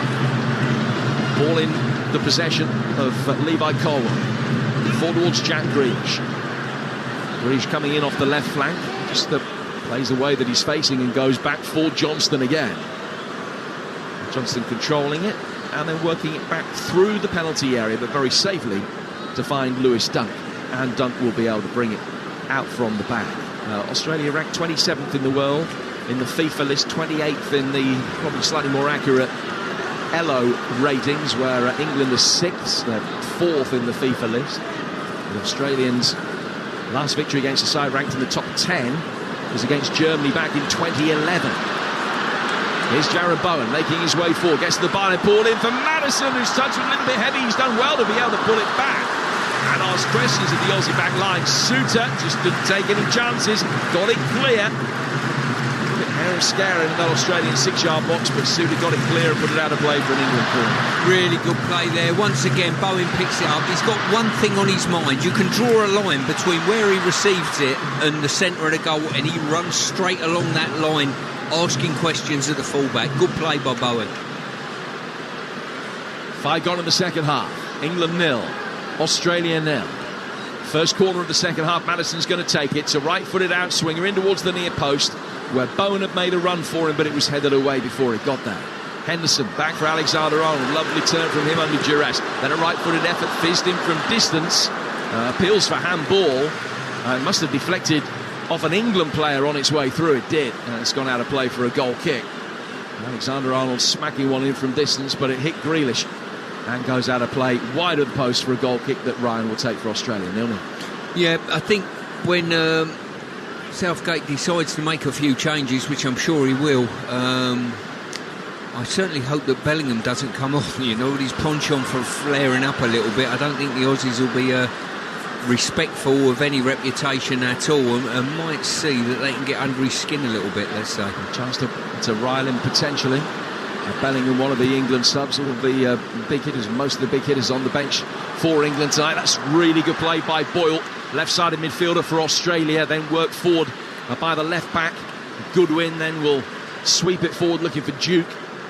But England can mop up safely enough at the back. The England bench, for the record, Trippier, Maguire, Walker, Stones, Gurhey, and then Rice, Rashford, Kane, Foden, Phillips and Keddier and Bellingham. And a couple of keepers as well. Here's James Maddison, left-hand side of the penalty area. Little shimmy, plays it back for Jack Grealish. Grealish trying to make headway inside the penalty area, can't get past Bacchus. And it's cleared by the Australians out as far as Trent Alexander-Arnold. He goes back for Jordan Henderson. It's his third cap of the calendar year. Tonight, Trent Alexander-Arnold. It's more than he won in any of the 3 previous calendar years. Henderson into the feet of Maddison. And Maddison goes back for Dunk. Maddison able to pick it up again and flick of the outside of the boot down for Levi Colwell. And there's a sort of a buzz of chatter around Wembley Stadium rather than active noise from the supporters, which tells you everything you need to know. The Australians have silenced the crowd by and large. High ball inside the penalty area, claimed by Johnston, when a slip ball down the right-hand side for Boyle might have worked much more effectively. England now can bring it away as Johnston bowls it out, and we play down towards Watkins, and Watkins can turn, and Watkins will run at the back line. Suter try to force him round the back. He's done well to get it in, and then attacking the near post. Grealish couldn't get the touch he wanted. Goes out of play for a corner. Good play, Ollie Watkins. Yeah, if you play slowly and play cautiously, the Aussies get back in numbers and can deal with it. If you run at them and ask them questions, dipping in, going outside, it's caused a big problem. Well done to Watkins on that occasion, but Suter done well just to stay with him. England's fourth corner worked short. Maddison for Grealish, who's inside the penalty area. It's played back. Bowen trying a left-footed effort, but he scuffed it. It was really well worked. Little 1-2. Grealish making his way inside the penalty area. Everybody expecting a ball delivered inside the 6. He pulled it back nearer the penalty spot. Bowen didn't get hold of it, and the chance came to nothing. A little bit of frustration on the edge of the England technical area as a result of that. One that they worked on that they just couldn't quite execute effectively. Play forward by Tamori for England, whose possession in the first half was around the 70% mark, although it was Australia that had the lion's share of the chances. Play forward here towards Watkins and cleared by Suter. And then Grealish taking it off the left flank. He beat a couple, but not the third. Bacchus, the central midfielder, then fouled by the retreating Grealish. Maybe a free kick that will be taken by Australia about 15 yards inside their own half. You would talk sports 0-0 with 10 minutes into the second period. This is the first game that England have played in 2023 where they haven't scored before half-time. They've got a good record defensively in the first half of games that they have been able to extend tonight. But offensively, this has been a rare blank up to this point anyway. No blank for Kylian Mbappe in France tonight. They're 2-0 up away to the Netherlands. They've beaten 4-0 earlier in the qualification campaign. And if they win tonight, they're through to the Euros. It's looking like a formality. This is the night that Ireland are going to be mathematically eliminated. They're 2-0 down at home to Greece. England, depending on the result tomorrow, might only need a draw against Italy. The result that matters tomorrow, Ukraine against North Macedonia. Australia working the ball inside the box. Johnston can claim that. And that England-Italy game is live for you right here on Talksport Tuesday night with Adrian, with the build-up from 7. With Faith Carruthers and Stuart alongside me for the game from 7:45. It's Colwell playing it for Jordan Henderson. We're 10 minutes into the second half and there's still very little sign of an England breakthrough. Yeah, there certainly isn't. I'm just thinking at some stage Gareth's going to reach for the substitutes bench, and I think you'd probably Bowen and Watkins are two that probably don't deserve to come off the pitch. I think they've done quite well this evening, and I would like to see them at least a lion's share of the 90 minutes. Is the implication there that anybody else possibly does deserve to be hooked off? Well, yeah. Yes. Within reason. I think the back line, I think Dunk's done okay, and they've been reasonably okay at the back. But if you're looking to get a goal in the game, I think Jack Grealish's position might be up for grabs. Maybe Gallagher's, Henderson's, definitely. They're three that probably spring to mind if you're looking to improve it slightly. Well, James Maddison has won a free kick here for England. We're in the 57th minute at Wembley. Now, the rain, which was coming down with real ferocity in the warm-up, and most of that first half is now abated. Australia keeping a line on the edge of the penalty area as Maddison prepares to sweep this free kick. He's just changed the angle and the line of attack. It's going to be a right-footed in-swing with plenty of whip. He just didn't get enough height to clear Suter. And it's easily headed away and goes out towards the England right-hand side. Alexander-Arnold swinging one, too deep for Dunk. Grealish! And it's put in. And England lead. Ollie Watkins sliding into the far post is there to score. Jack Grealish whistling a cross-come shot towards the far post. It may well have been going in. Watkins not in a position to take any chances. Slides in, bubbles it in. England have not been great, but they lead, courtesy of another international goal for Ollie Watkins. 2-2 for him. Well, I've got to say, absolutely delighted for Watkins. I think his general all-round play deserves to get on the score sheet. I think it might have been going in potentially from Grealish, but he certainly just got there before it was crossing the line. No offside there, no chance of that, and a good finish. Just as Gareth Southgate was tinkering with the bench, I think there's wholesale changes about to happen. Phillips, Rashford, John Stones amongst the subs. Watkins there to slide it in. I think Jack Grealish thought that it was probably going in as well.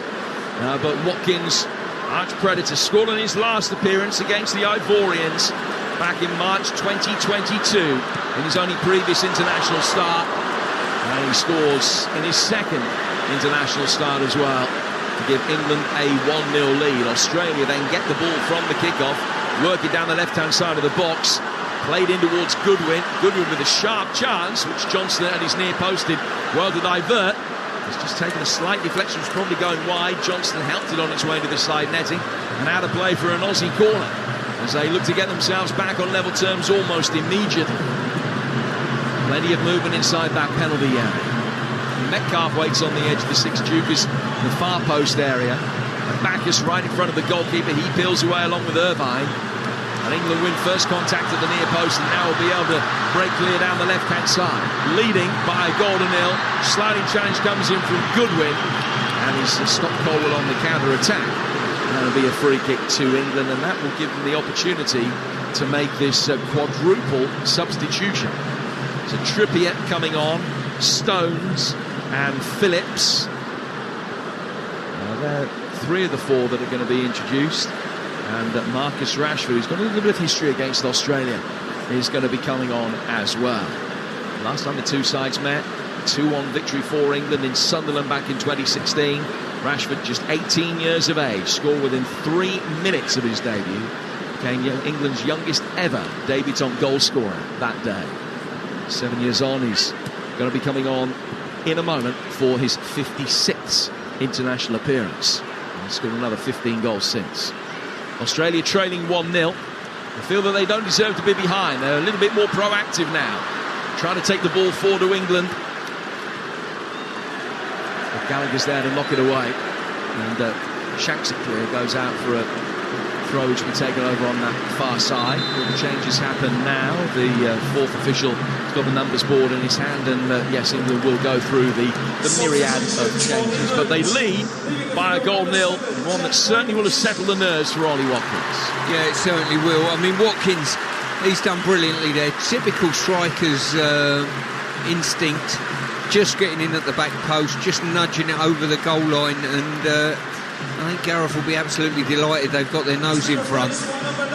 And if you've been Rashford now sitting and watching the game, you would say, when I receive that ball, I'm going straight for their goal and taking the full-back on. Now, so Rashford for Grealish is the first change. A few boos for Jordan Henderson as he leaves the field. He's going to be replaced by Kieran Trippier. Stones and Calvin Phillips coming on as well. And Conor Gallagher's another England player that will make way. So just waiting for the identity of the fourth England player who's going to be coming off, and it's going to be Tomori. So those changes then: Trippier, Stones, Rashford and Phillips on. Tomori, Henderson, Gallagher and Grealish, the players that have come off, and presumably that means that Alexander-Arnold will come forward into midfield now. I'm sure he had a thought process going into the game, what substitutions he potentially might make. But if you're asking me as well, that's been slightly tainted on the fact that probably the weakest of the four players in the lineup have been taken off the pitch, in my opinion. So those four to come off. Tomori at centre-half, Henderson and Gallagher in midfield. Grealish on the left-hand side. Marcus Rashford playing on that left flank. And so Alexander-Arnold just vacates the right-back position. Trippier's going to play there. And Trent is now anchoring the midfield. That's the role that Gareth Southgate foresees him in for England. When the squad list is ever named, he's always down these days as a midfielder and not as a defender in the official FA publications. The ball is out of play here for a throw which will be taken by the Australians on the right-hand side. The trail 1-0, we played 62 minutes, so a premeditated quartet of substitutions happening on the hour mark. Rashford on for his 56th appearance. So John Stones, back from injury, he missed the September games with a thigh problem. He started that match against Australia in Sunderland back in 2016. He's on for his 68th appearance. 50 of those have come in competitive internationals as well. He's the only ever present at England's last two World Cups of the outfield players. Ball played forward by Suter for Australia, and the industrious Duke wins a throw, or concedes a throw. It's come off him last. I thought he might just have been able to nick it into dunk, but it has come off him last. Now to play for a throw that will be taken on the England left-hand side by Colwell. 63 gone, England 1, Australia 0 here on Talksport. And here's the former England captain, Stuart Pearce. Yeah, as I say, the new players into the game are going to have to get into the swing of the game and be aware and get up to the level of the physicality of the Australians. But I think, with the addition of Rashford on this side of the pitch, Bowen on that side and Watkins, we've got three players that certainly will threaten the ball either running with or without, and that could cause the Australians a bit of a problem going forward. 1-0 England winning tonight.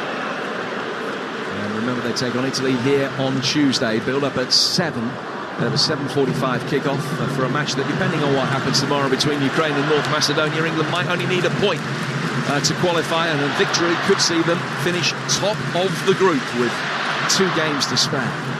We'll find out together here Tuesday night on Talksport. Rashford on the end of a long diagonal, played by Trippier in his direction. Rashford cutting inside the penalty area, the touch just a wee bit heavy, and Boyle could come across and put it out of play. And it goes out for an England corner, which will be taken on the left flank, but you just outstretch your left palm as if to say, look, I told you, that's what it's all about. Well, Rashford's picked the ball up a couple of times now when he's driven at the fullback, and the fullback just can't deal with him. Unless you ask a question of a fullback, you do not know the answer.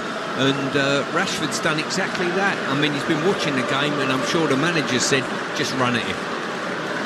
So corner from the England left-hand side, in with pace, but 3 Australian players closest to it to attack it. Right-footed effort comes back in from Watkins, hit an Aussie defender and almost spilled out of the left-hand side of the penalty area for Stones.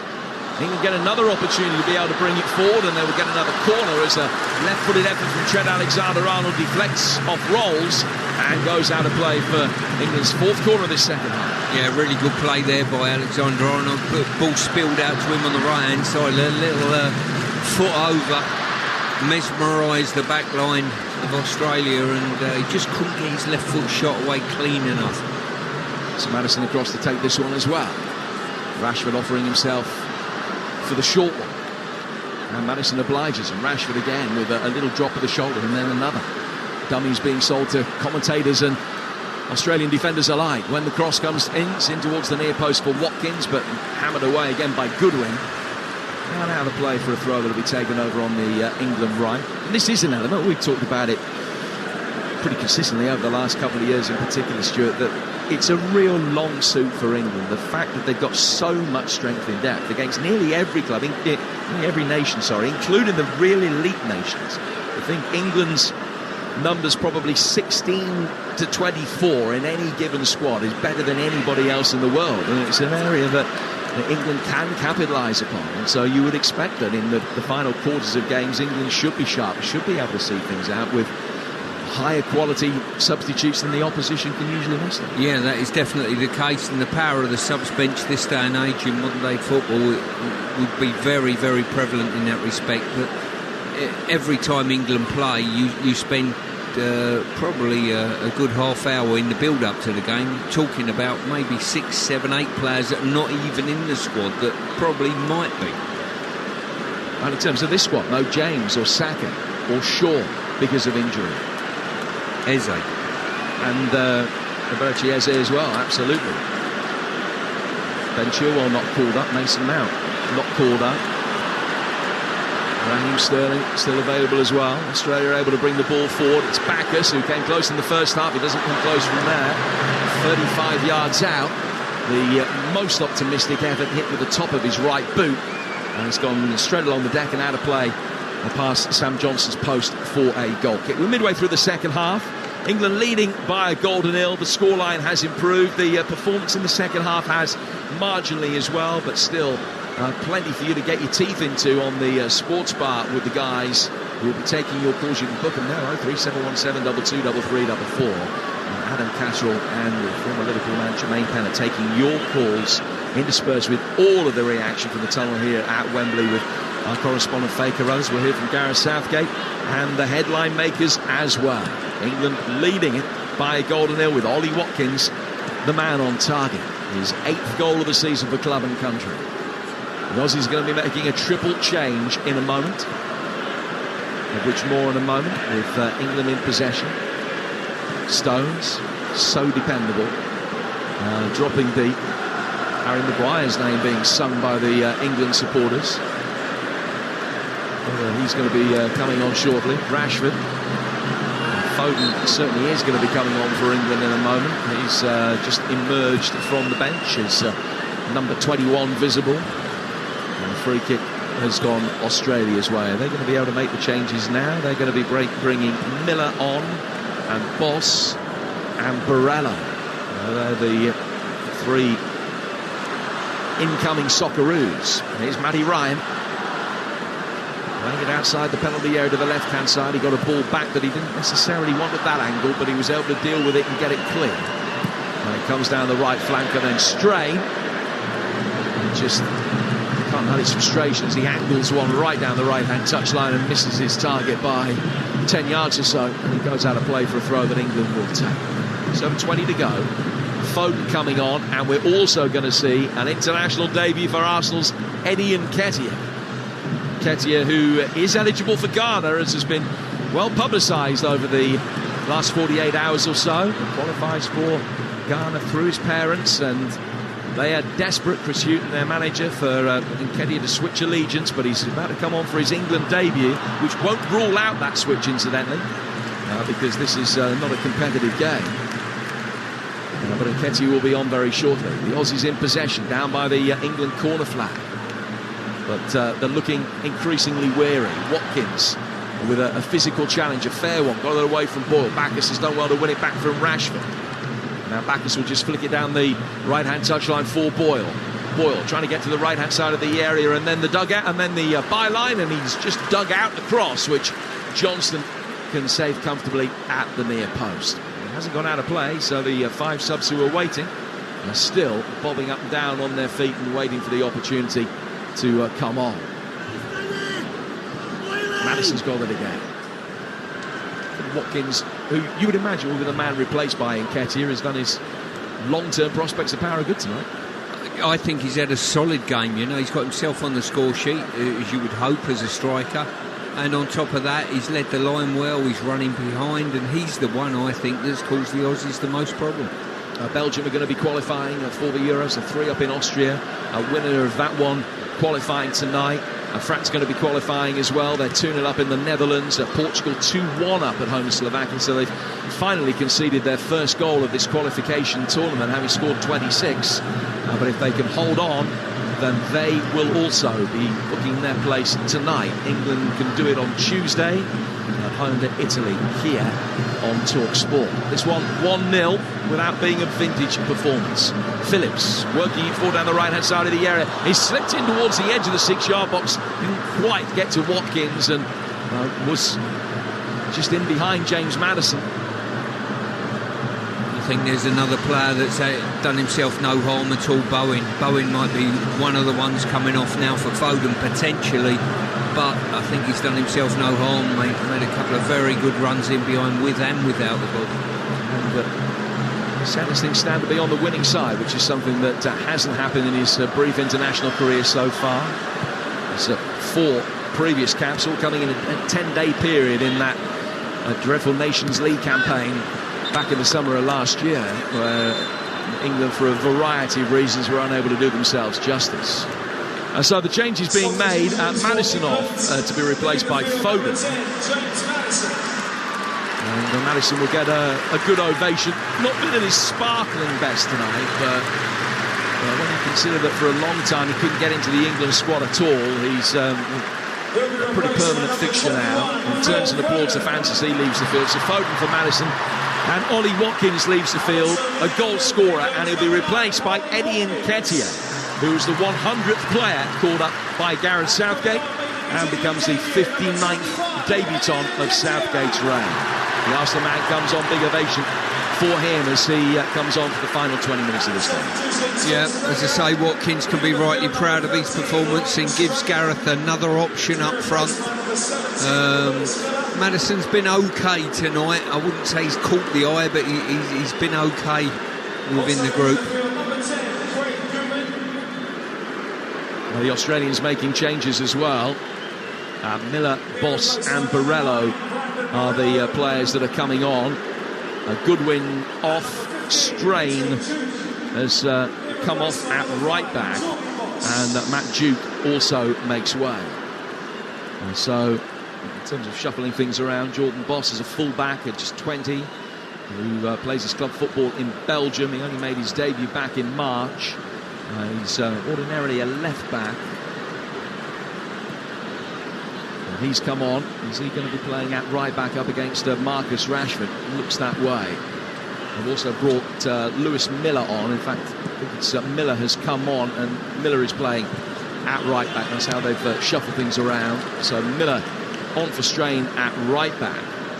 Borrello for Duke up front.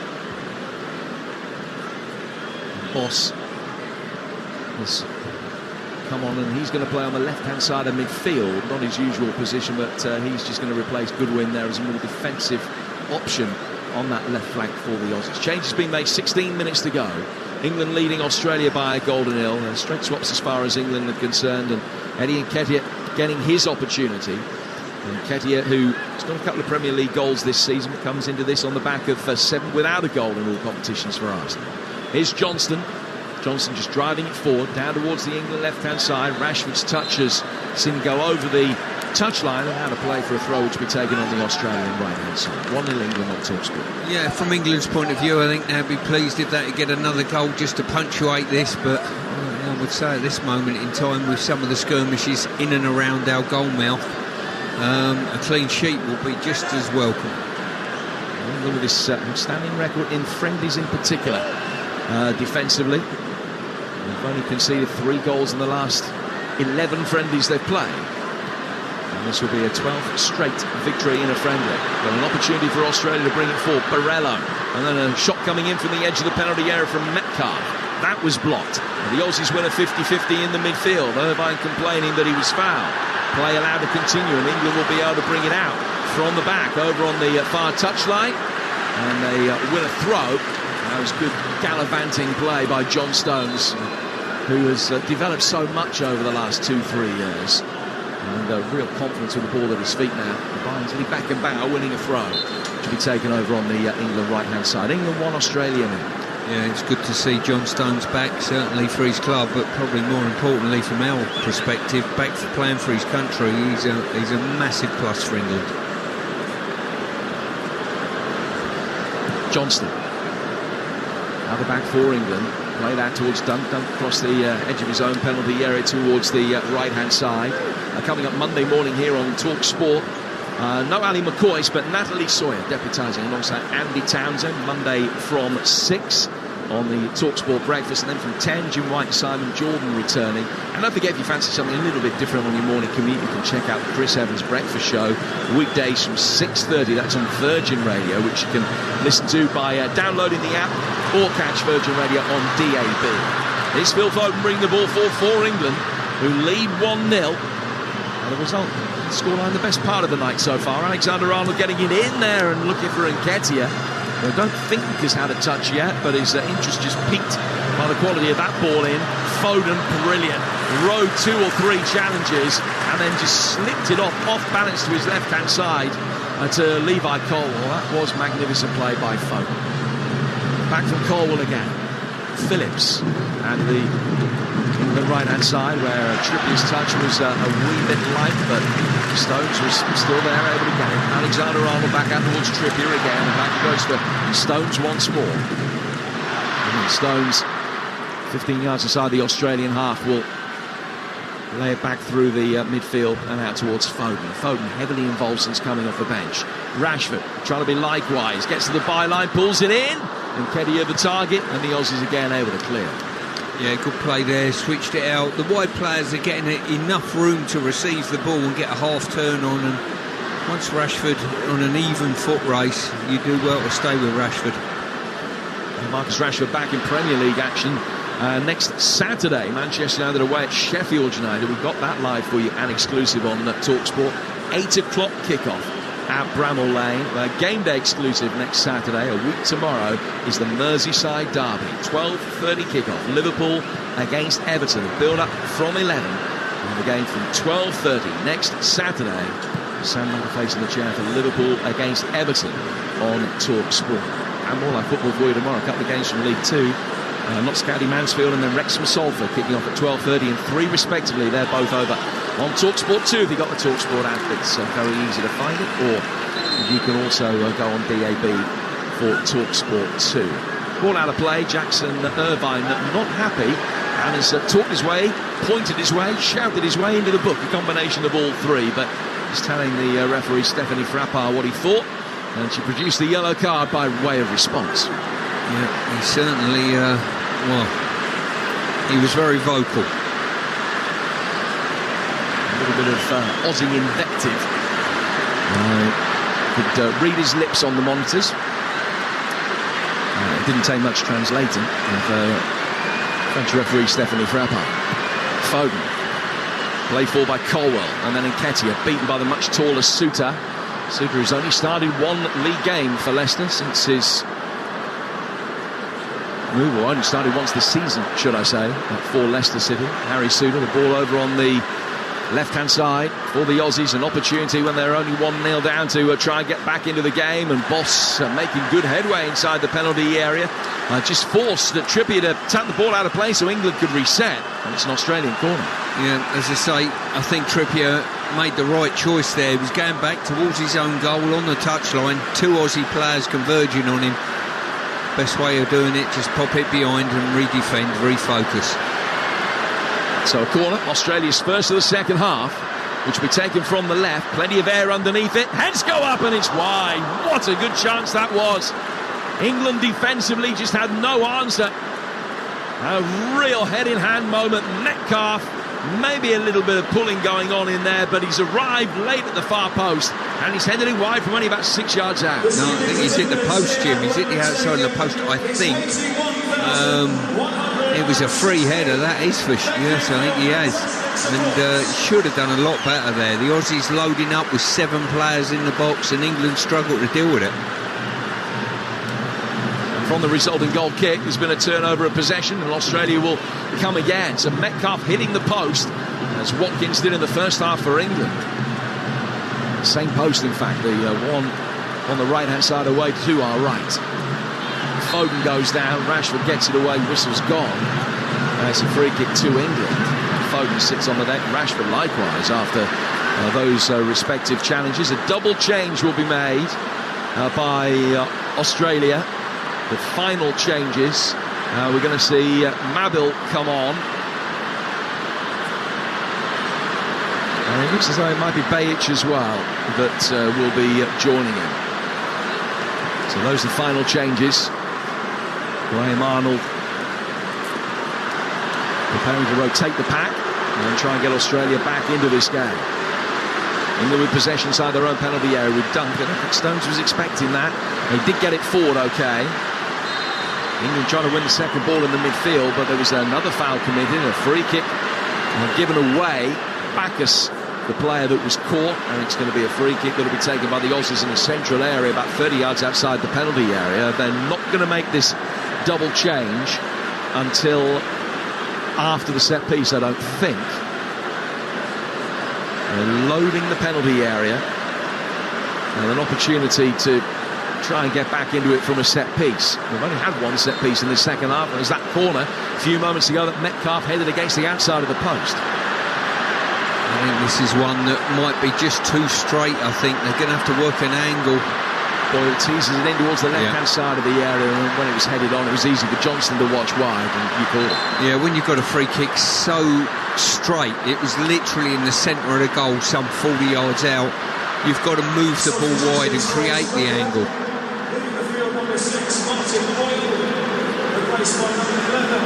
So the double change, we'll see Rolls come off, and Bajic will replace him, and Boyle is coming off, and he'll be replaced by our Mabil, who plays his club football, the Kenyan-born winger for Grasshoppers in Switzerland. He got a couple of goals in the Swiss League last weekend and scored against Ecuador in his last international appearance. So he comes on, and the experience as is Bajic, who recently left Dundee United to join Melbourne City, comes on for his 60th cap. That's the end of the changes, as Rashford will bring the ball forward and find Eddie Nketiah, left-hand side of the area, and try to square it back for Rashford, and is steered away by Mabil and put out of play for an England corner. Yeah, good incisive play there by England, involving Nketiah and Rashford. Little interchange, a little give and go, and the Aussies just scrambling it cleared for a corner behind. And Cristiano Ronaldo has scored again. Portugal leading Slovakia 3-2 in that game. They went 3-1 up. It's now back to 3-2. Ronaldo's got a couple of those. Belgium 3-1 up in Austria. They're set to qualify tonight. Onana sent off for Belgium, but they lead 3-1. In comes Foden's corner. It's headed away towards the edge of the penalty area. Trippier puts his hands up to protest his innocence as there was a coming together in the midfield. Australia win the second ball and can try and get it clear out towards the left-hand side for Mabil, but it was easily read by the retreating Trippier, who then just goes out of reverse and back into fifth gear and pushes forward again up the far touchline. Now on the right-hand side of the penalty area, another opportunity for England to try and deliver. It wasn't forthcoming from Jarrod Bowen. He tried to get outside the full-back, and Bajic wouldn't let him. It goes out of play for a throw to be taken over on the England right-hand side. Seeing the game out now, with 6 minutes to go, leading by a goal to nil. The result will be of psychological importance to an extent going into that game against Italy on Tuesday that we'll bring you here on Talksport. Maintaining England's unbeaten record through 2023 so far. Coleman going to the feet of Rashford. Nice turn by Rashford. Now comes forward over halfway. He's got Nketiah ahead of him. The best thing we could hope for there was a throw, but the referee indicated that there was a pull by Rashford, and it's going to be a free kick which will be taken on the Australian right. World football has got to solve this situation of officials just giving free kicks for individuals falling on the floor, Jim. Honestly, it's just... I think they look and see someone on the floor, think, well, someone must have put him on the floor, so it must be a free kick. And quite often it isn't this day and age. Another goal back for Austria. They were 3-0 down. They're a man up now, and it's 3-2. Sabitzer, the former Man United player, scored that. Here's Mabel inside the England penalty area for Australia, getting the byline and is pushed in towards the edge of the 6-yard box. It was well attacked, and England just able to scramble it clear with a foot from Lewis Dunk. That was close. It goes out of play for a corner. England haven't won this yet. Tell you what, Dunk got his positional play right just there. Colwell showed him too much at the outside, and he took the invitation, pulled it back, and Dunk extremely well played positionally. Irvine had made a good run forward. Just couldn't quite find him. Dunk steers it away. Out of play for a corner that will be taken by Aaron Mabel. On the Australian right-hand side, they trail by a goal to nil. It's going to be a fourth game without a win for the Aussies. Looks that way at the moment, but they'll take great credit from the performance and from the result if they could get an equaliser here. Mabel with plenty of air underneath the corner. Teddy back down. Good save by Johnston. He falls for an England player inside the penalty area and will be cleared. Foden digging it away. Rashford turned as the challenge was about to come in on him. England get it forward towards Nketiah, and Australia are able to mop up at the back and work it back. But England, defending set pieces, have looked all over the place, haven't they? Well, they have, but you've got to give the Aussies credit here. They ask big questions. Good delivery in the box, 6 and 7 in the area, and physicality, and people that actually want to go and head the ball, Jim. And it's Australia ending this strongly. Mabel wins another corner, swinging it in, and it's hit Colwell and goes out for their 7th corner. Miller's caused problems down the right-hand side since he's come on. Lewis Miller, another one of the Hibs contingent involved, a regular starter at Hibs this season. And he's waiting on the edge of the penalty area. Mabel again preparing to take this. Suter is forward, the tallest of the lot, standing on the penalty spot at the moment. Now just peeling away. Colwell's got an eye on him. As Suter running towards the far post tends to be the tactic here. Burgess is in there as well. He's firing towards the near post that time, and England again are able just to get it out of harm's way, courtesy of John Stones. But back it will come. Miller down by the corner flag. Right-footed ball swung in. Good defensive header from the edge of the 6-yard box. Gets it clear outside the penalty area, but only as far as is Bajic. Bajic will make his way down the left-hand touchline. Australia try to bring it into a more central position. Work it back for the centre-halves. Boss has been lively since coming on at full-back. Goes back for Suter. Suter for Bacchus, and Bacchus all the way back for Ryan. That will allow England the opportunity just to push out and try and condense things in the midfield. The defensive line up now near the edge of the centre circle. Suter trying to play one over the top of that defensive line. Barello, the man chasing it, slid by Dunk back to his goalkeeper, and Sam Johnston's there to knock it away. 4th clean sheet in 4 appearances for his country is only minutes away, but what we've seen over the last 10, nothing's assured as yet. Calvin Phillips back for Dunk. Dunk to his right-hand side for Stones. And England with an opportunity to try and get it forward, just calm things down again. It's 1-0 to England. And another change is imminent as far as Australia are concerned, which will be their 6th. And it's going to be a debut for the teenage striker Mohamed Touré. Ball forward towards Eddie Nketiah over on the England right-hand side. Was he fouled? Referee's assistant over there says no. And play will restart with a throw, but only after the change. So Metcalfe is the man coming off, and Mo Touré will come on. Now he plays his club football in France. He's on loan from Gram to 2nd division side Paris FC at the moment, born in Guinea, but coming on to make his international debut for Australia for the minute or so that remains. That is their 6th change, so I don't know whether there has been a concussion substitution at some stage along the line. Rolls went off. He picked up a really bad bang to the head at one stage. So I don't know whether that is a concussion sub that has been made, but Australia have made 6 changes. Now Touré has got it, a chance to make a real name for himself. trying to get past the first challenge, that of Trippier.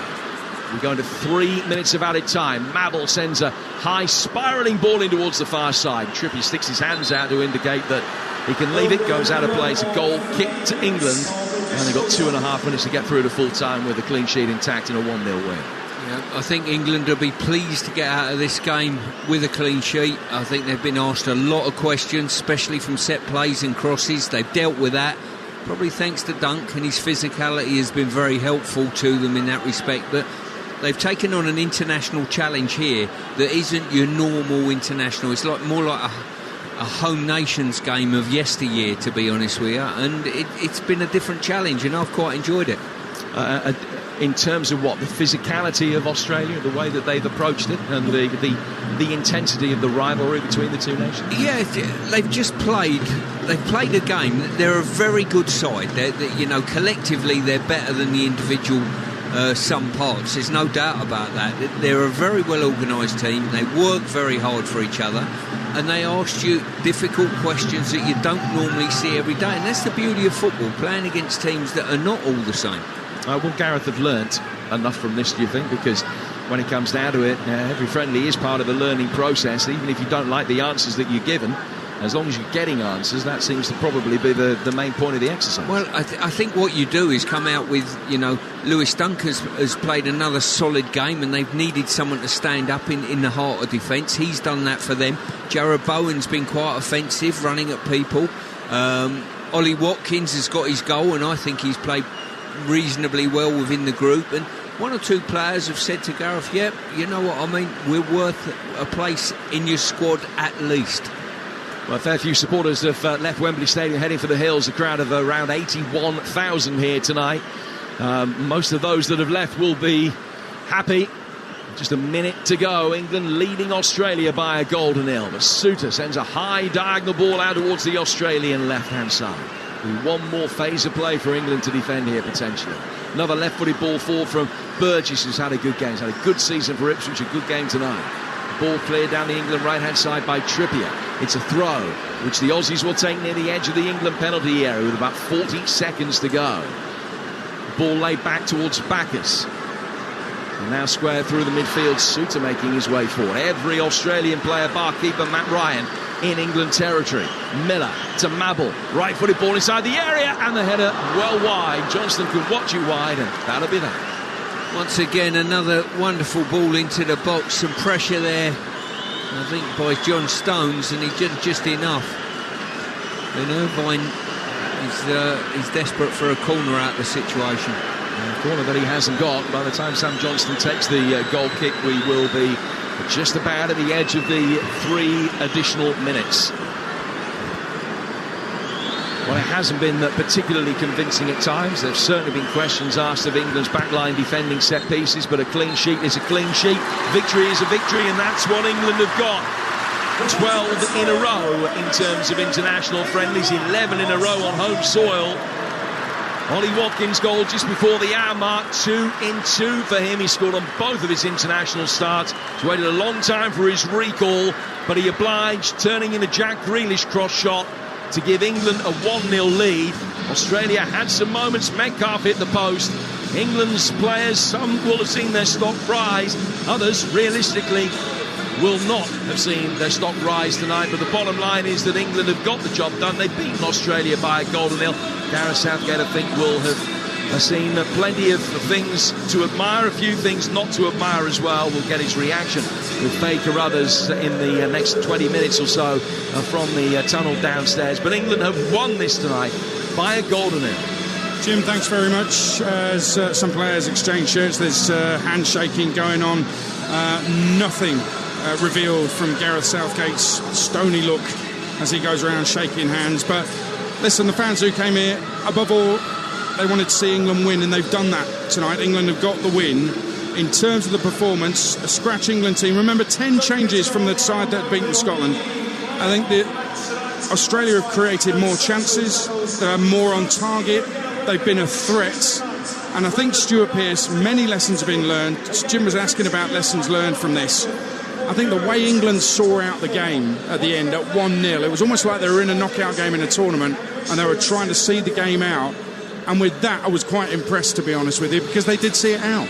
Well, by hook and by crook, they saw it out. There's no doubt about that. But what I would say is, sometimes in the game of football, what you've got to do your work early on. And people will say to me, well, stop moaning about Jack Grealish coming backwards with a ball, for goodness sake. He doesn't do that. He doesn't play that way. But what you tend to do, instead of going after the opposition and put him on the back foot and put them collectively and individually on the back foot, you build up their confidence as individuals and collectively, and they grow into the game very quickly. For me, the idea of football is, as soon as I possibly can, if I'm playing in an advanced wide area, I need to ask a question of the fullback. If you're not going to do that, the fullback's going to say, thank you very much. I tell you what, you're not coming after me. I tell you what I'm going to do. I'm going forward. And you've got to understand that within the game. I think Jack's a brilliant player. If you've won the game, you're 2-0 up and you want to bring someone on to keep the ball and, see the game out. Win free kicks, etc. Win free kicks, don't give the ball away. But if I could, I would say to him, look, go and play right back for a while and ask yourself, what don't you want from the fella who's playing against you? And put him up against Rashford and say, Marcus is going to run at you. Do you want that, or do you want him to turn back and go backwards for 45 minutes? But listen, let's not bemoan that. I thought, credit to the Aussies, they're way above their ranking for me. They're a very good side collectively. I thought the two centre-halves played well. I thought Suter, if you're going to pick a man of the match, probably him. I thought he'd done very, very well. I thought Watkins was a plus for us. Bowen looked more at home on the international stage tonight. He's took his club form out there. And I thought Dunk done exactly. If it wasn't for Dunk in the heart of defence, we might not have kept a clean sheet tonight. Yeah, he played very well. There were many positives. Let's talk about the goal as well, because actually Jack Grealish did well for the goal. There was a ball. In fact, there was a free kick on our side, on the England left. James Maddison tried to put it in. It didn't have any height to it at all. It easily headed away by the man mountains in the Aussie defence. A couple of moments later, a ball from the other side, the right-hand side, was launched high and long into the Aussie box. Jack Grealish brought it down superbly, I thought. He flashed it across the goal. I think it was going wide, and Watkins had to slide in and get the touch on it. Thought it was a really good winning goal from England. Yeah, it certainly was. I think you're probably not doing Jack Grealish enough credit on that. I think that was going in potentially, but what you've got to do, you've got to have strikers that are reading the game, like Watkins, coming in, sliding in and making sure it ended up in the back of the net. For all intents and purposes, I think Grealish would have taken a goal from it anyway. But listen, it's a clean sheet. It's another victory for England. It's good preparation. Doesn't look as though we've got any injuries in regard to... And Gareth juggled the pack, and he made a lot of changes from what I thought he would actually do. And I don't think he's been let down by the group. And we didn't see Harry Kane. It's a big surprise. I was majorly surprised by that. What we did see on the hour were 4 changes. Grealish, Henderson, Gallagher and Tomori going off. Rashford, Phillips, Trippier and Stones coming on. Good to see John Stones back. Calvin Phillips has now played 120 minutes for England this season, 70 minutes for Manchester City. That's not normal, is it? But is it a bad thing? It's not ideal for us at international level. You want your players playing week in, week out, but the nature of the game with the big squads and the magnitude of the team that Phillips plays for, he's going to find it very, very difficult. We had last season where he didn't get a lot of football. This season we're looking at the same format is developing itself, and sooner or later it might cost him his place within the squad. Who knows? Yeah, I mentioned 70 minutes for City. That's Premier League minutes for Manchester City this season. He's chosen to stay and fight for his place at Manchester City, and let's see how that works out. Jordan Henderson, he explained in an interview that he didn't think he was going to get in the first 11 at Liverpool, so he chose to leave the football club, go to Saudi Arabia. What did you make of him being booed as he came off after being substituted after an hour? Listen, there's a lot of hot air in the media and in the press, and you know, Jordan's choice of going to Saudi and everything that's gone with that, and people reading into what's gone with that, there's a reaction. I'm not a great lover of any England player being booed. You know, I've had it in my time with certain individuals. on the playing pitch, and on and above that, I've seen Maguire, having to deal with that. I've seen Jordan now have to deal with it.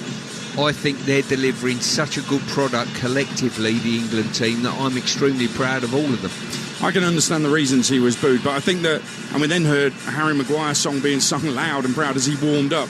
And Harry's been talking this week about how supportive the England fans have been to him over the years, giving him great confidence.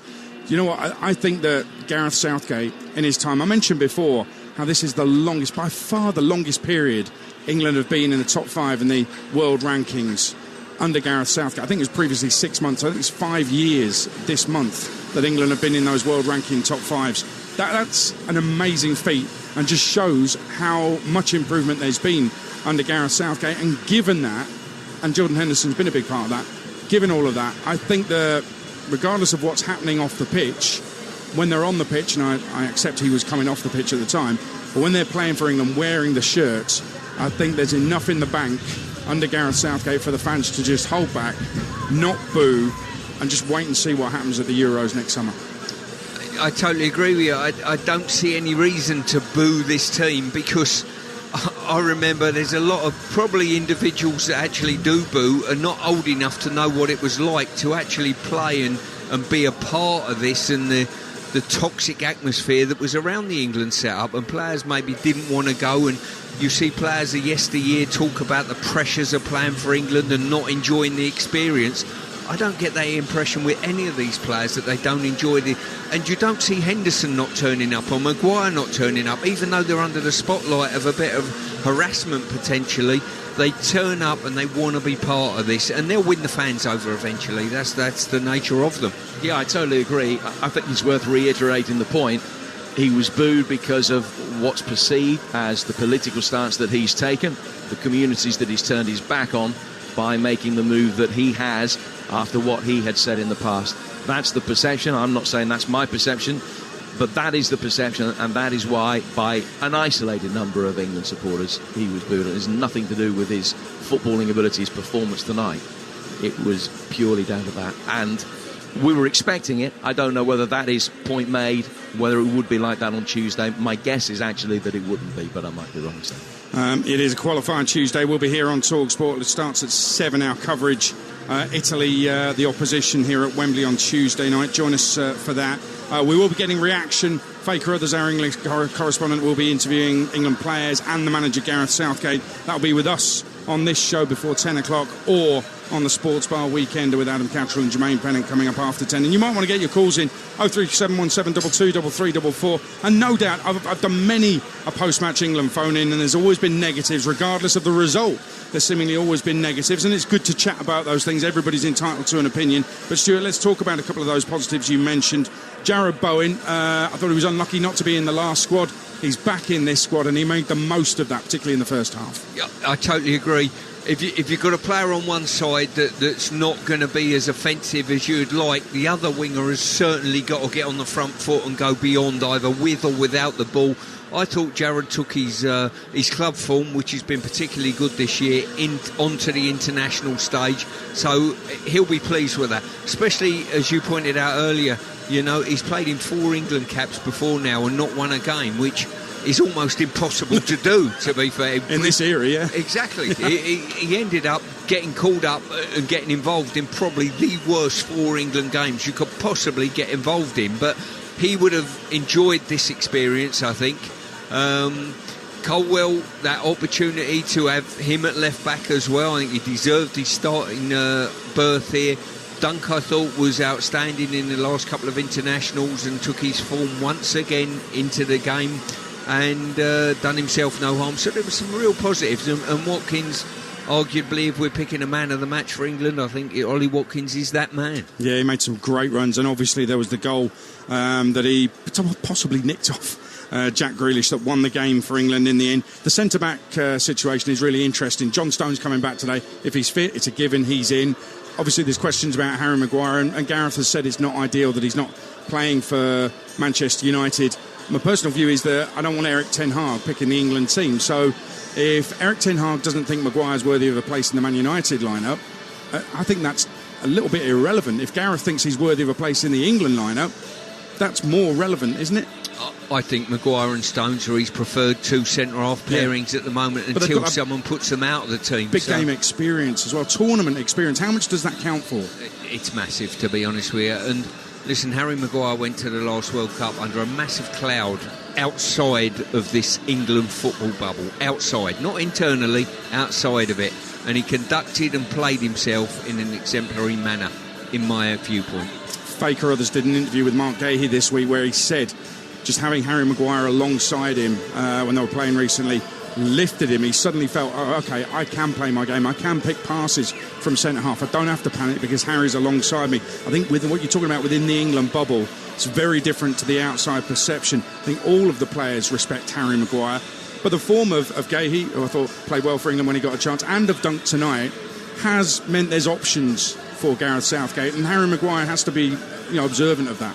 They're two of the biggest lifts I think we've had over this international period at the start of the season. Both Dunk and Gahey's form has been very, very good, and I've been very impressed with it. Throw into the mix, you've got Colwill, who can play inside as a central defender as well, and that is a position I think going into this next tournament, Gareth needs more options at the heart of defence, alongside what I think is his trusted two lieutenants in Stones and Maguire. So if there is negativity on the phone in tonight on Talksport, is it justified, do you think? Should we be more positive about a friendly where we were tested and won? What I would say to anybody that wants to ring in, and I'd love to hear sort of options, and people will ring in, they probably come from a position of underestimating the Australians. The Australians will give anybody in world football a tough game because they're organised, they're direct, they've got physicality, and collectively they don't go under. That is the nature of Australians. They don't go under, and I saw that at the World Cup, and that was the one badge of honour that I looked at the Australian team when we covered games in Qatar. I thought this team, were on the back foot against the French and whatever, and I thought they could go under now at any given time. And in other games within the group in knockout, they just got better and they kept going, and that for any team and any manager is a great trait to have. They don't go under, but they're going back down under with a defeat. I've led you into like that. You set them up. I've got to be better than that. I'll knock them down, don't worry. When I say they're going back down under, I think most of them play here in Europe, so I don't think they've got too far to go. I think you're right. I mean, Jim said in commentary they've qualified for the last 5 World Cups, but actually it's what they've done at the World Cups. Got to the round of 16 last time. It's no mean feat. If you are whipping boys, if you are minnows, you go out in the group without any kind of effort whatsoever. They got through to the round of 16. I think it was 2-1 against Argentina in the end. And I don't want to underestimate them at all, and don't do anyone in this team a disservice. But there's no Harry Kewell, there's no Viduka, there's no Schwarzer. These are players that could comfortably hold their own in the top sides yesteryear in the Premier League. This is a team and a nation based solely on that word team and what they do for each other. And their work ethic, literally getting backwards and forwards from front to back, is there for all to see. And you know what? We're going to have games. England are going to have games. If they are to win a major tournament, they'll have games along the way against so-called unfancied opposition who will get to a game against England very organised, very driven, very motivated, and they will be effective during the game. It's exactly what we saw tonight. It was, you said in commentary, it was a perfect test ahead of a major tournament. Let's head to Faker Others, who's with the England keeper, kept another clean sheet, Sam Johnston. Yeah, not just another clean sheet, Aid. Your 4th clean sheet for England, in fact. You've never let a goal in an England shirt. How was that performance for you? Yeah, that's nice. It's a nice stat, but yeah, look, it was great to be out there. It's great to play at Wembley, and it was a good game. It was difficult. We found it difficult, although we got the win. They put up a good fight, and I enjoyed it, loved it. Yeah, it's just a good night overall. Yeah. You were tested repeatedly, and one particular instance is causing a lot of furore on social media. Was it your save, or was it Lewis Dunk's clearance? Both. Bit of both. Bit of teamwork. Okay. Teamwork. Yeah, of course. I, cover cover one bit of the goal, and Dunky knows, a very good defender gets behind me and helps out as well. So yeah, look, teamwork, got that over the bar. And if you look at the overall performance, what did you make of it? Because Australia are a different side perhaps than England are used to playing, very, very physical. What was your perception of it? Yeah, same. It was difficult. A lot of lads out there tonight hadn't really played many minutes together as well, so that was also difficult to get the patterns and things like that. And like I said, we dug in, we done well, and Ollie got his goal. And he stood there looking at me. He's testing your interview technique. He's going to speak to me in a second, but he played brilliantly, didn't he? Yeah, of course. Yeah, look, you can see at club level, he plays well and scores goals, and he got one tonight, and it won us the game. So, like I said, it was a difficult game. So it was a good competitive game, even though it was classed as a friendly, but we always go out there to win. And look, I enjoyed it. I'm sure the lads enjoyed it, and like I said, it was a good competitive game. One last question. Does that performance potentially seal your space in Germany? Yeah, look, I've got to keep performing week in, week out at Palace, and I'm thankful the manager gave me some minutes tonight. It's been a long time since my last game, a couple of years, and look, if I keep performing at Palace, then we'll see what happens. Brilliant stuff. Well played tonight. Thank you, Sam. And we will bring in Ollie Watkins, who stood watching that performance. I mean, don't rate his interview performance, but let's rate your performance on the pitch, because every time I speak to you in an England shirt, you've scored a goal. Congratulations again. Talk me through that performance. Maybe you may be the lucky charm. You need to keep coming to watch. But no, look. It was a good opportunity for me tonight. I thought I may get some minutes. I'm thankful that I've got a start, and whenever I put a shirt on, the England shirt on, I feel like I've done well. I'm glad I've got my goal tonight. Obviously, I had one opportunity in the first half, but I knew just to remain positive, because I knew I was going to get another chance. Playing with Jack, who I played with so long at club level, and Madders, I knew I would get the opportunity, so I just kept going, and I got there in the end. And Jared Bowen was putting in some cracking balls as well, but I want to clear the goal up first of all, because you had a bit of a chat with Jack, who I know you're friends with. Yeah. Did he think it was going in? Did you think it was going wide? Did you take it off him? I thought it was going in, and I said to him, I think I've just taken that off you. He said, no, it was going wide anyway. You needed to touch it. So, we just had a laugh about it. And it's one of them, but I'm glad I got it, glad I wasn't offside, and good night. Every time we've spoken, it has been about who's going to be making it to be Harry Kane's backup. You obviously missed out on the World Cup. The Euros only 5 games away, essentially, now. Do you think that performance has helped maybe focus Gareth Southgate's mind that it could be you? I think whenever I've played for England, thank you, mate, I've done well, and that's all I can keep doing. Ultimately it depends on my club form as well, and then I guess the boss has a choice to make. But look, it's very hard. You've got to score goals frequently for club, and then do it here on an international stage. So it is very hard, but I'm striving every day and working hard to do that. I was going to say, it's what you're doing right now. It's what we're seeing. Interestingly, Stuart Pearce and Jim Proudfoot in commentary were discussing how different a striker you are to Harry Kane, and how that actually gives a different dimension to England. Even a suggestion that Harry Kane could drop into the 10 and you could play the 9. What do you think?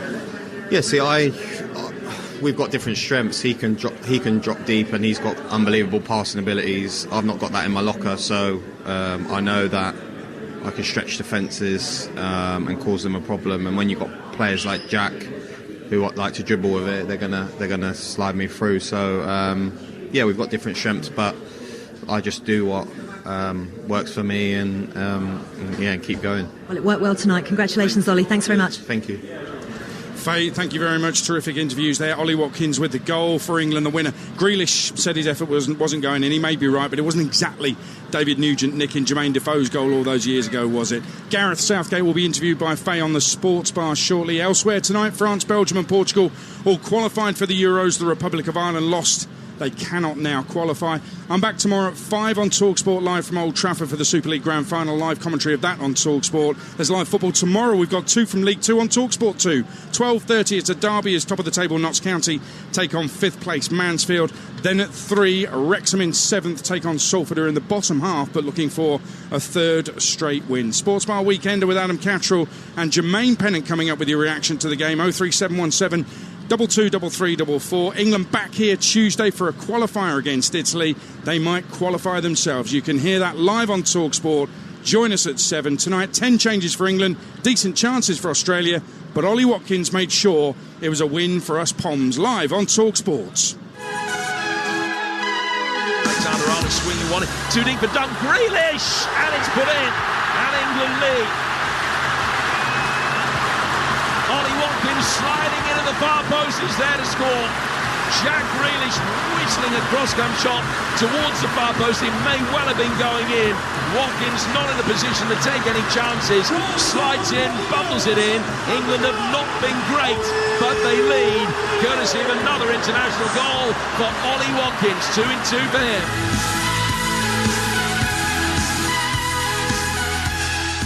The Sports Bar with TalkSportBet.com.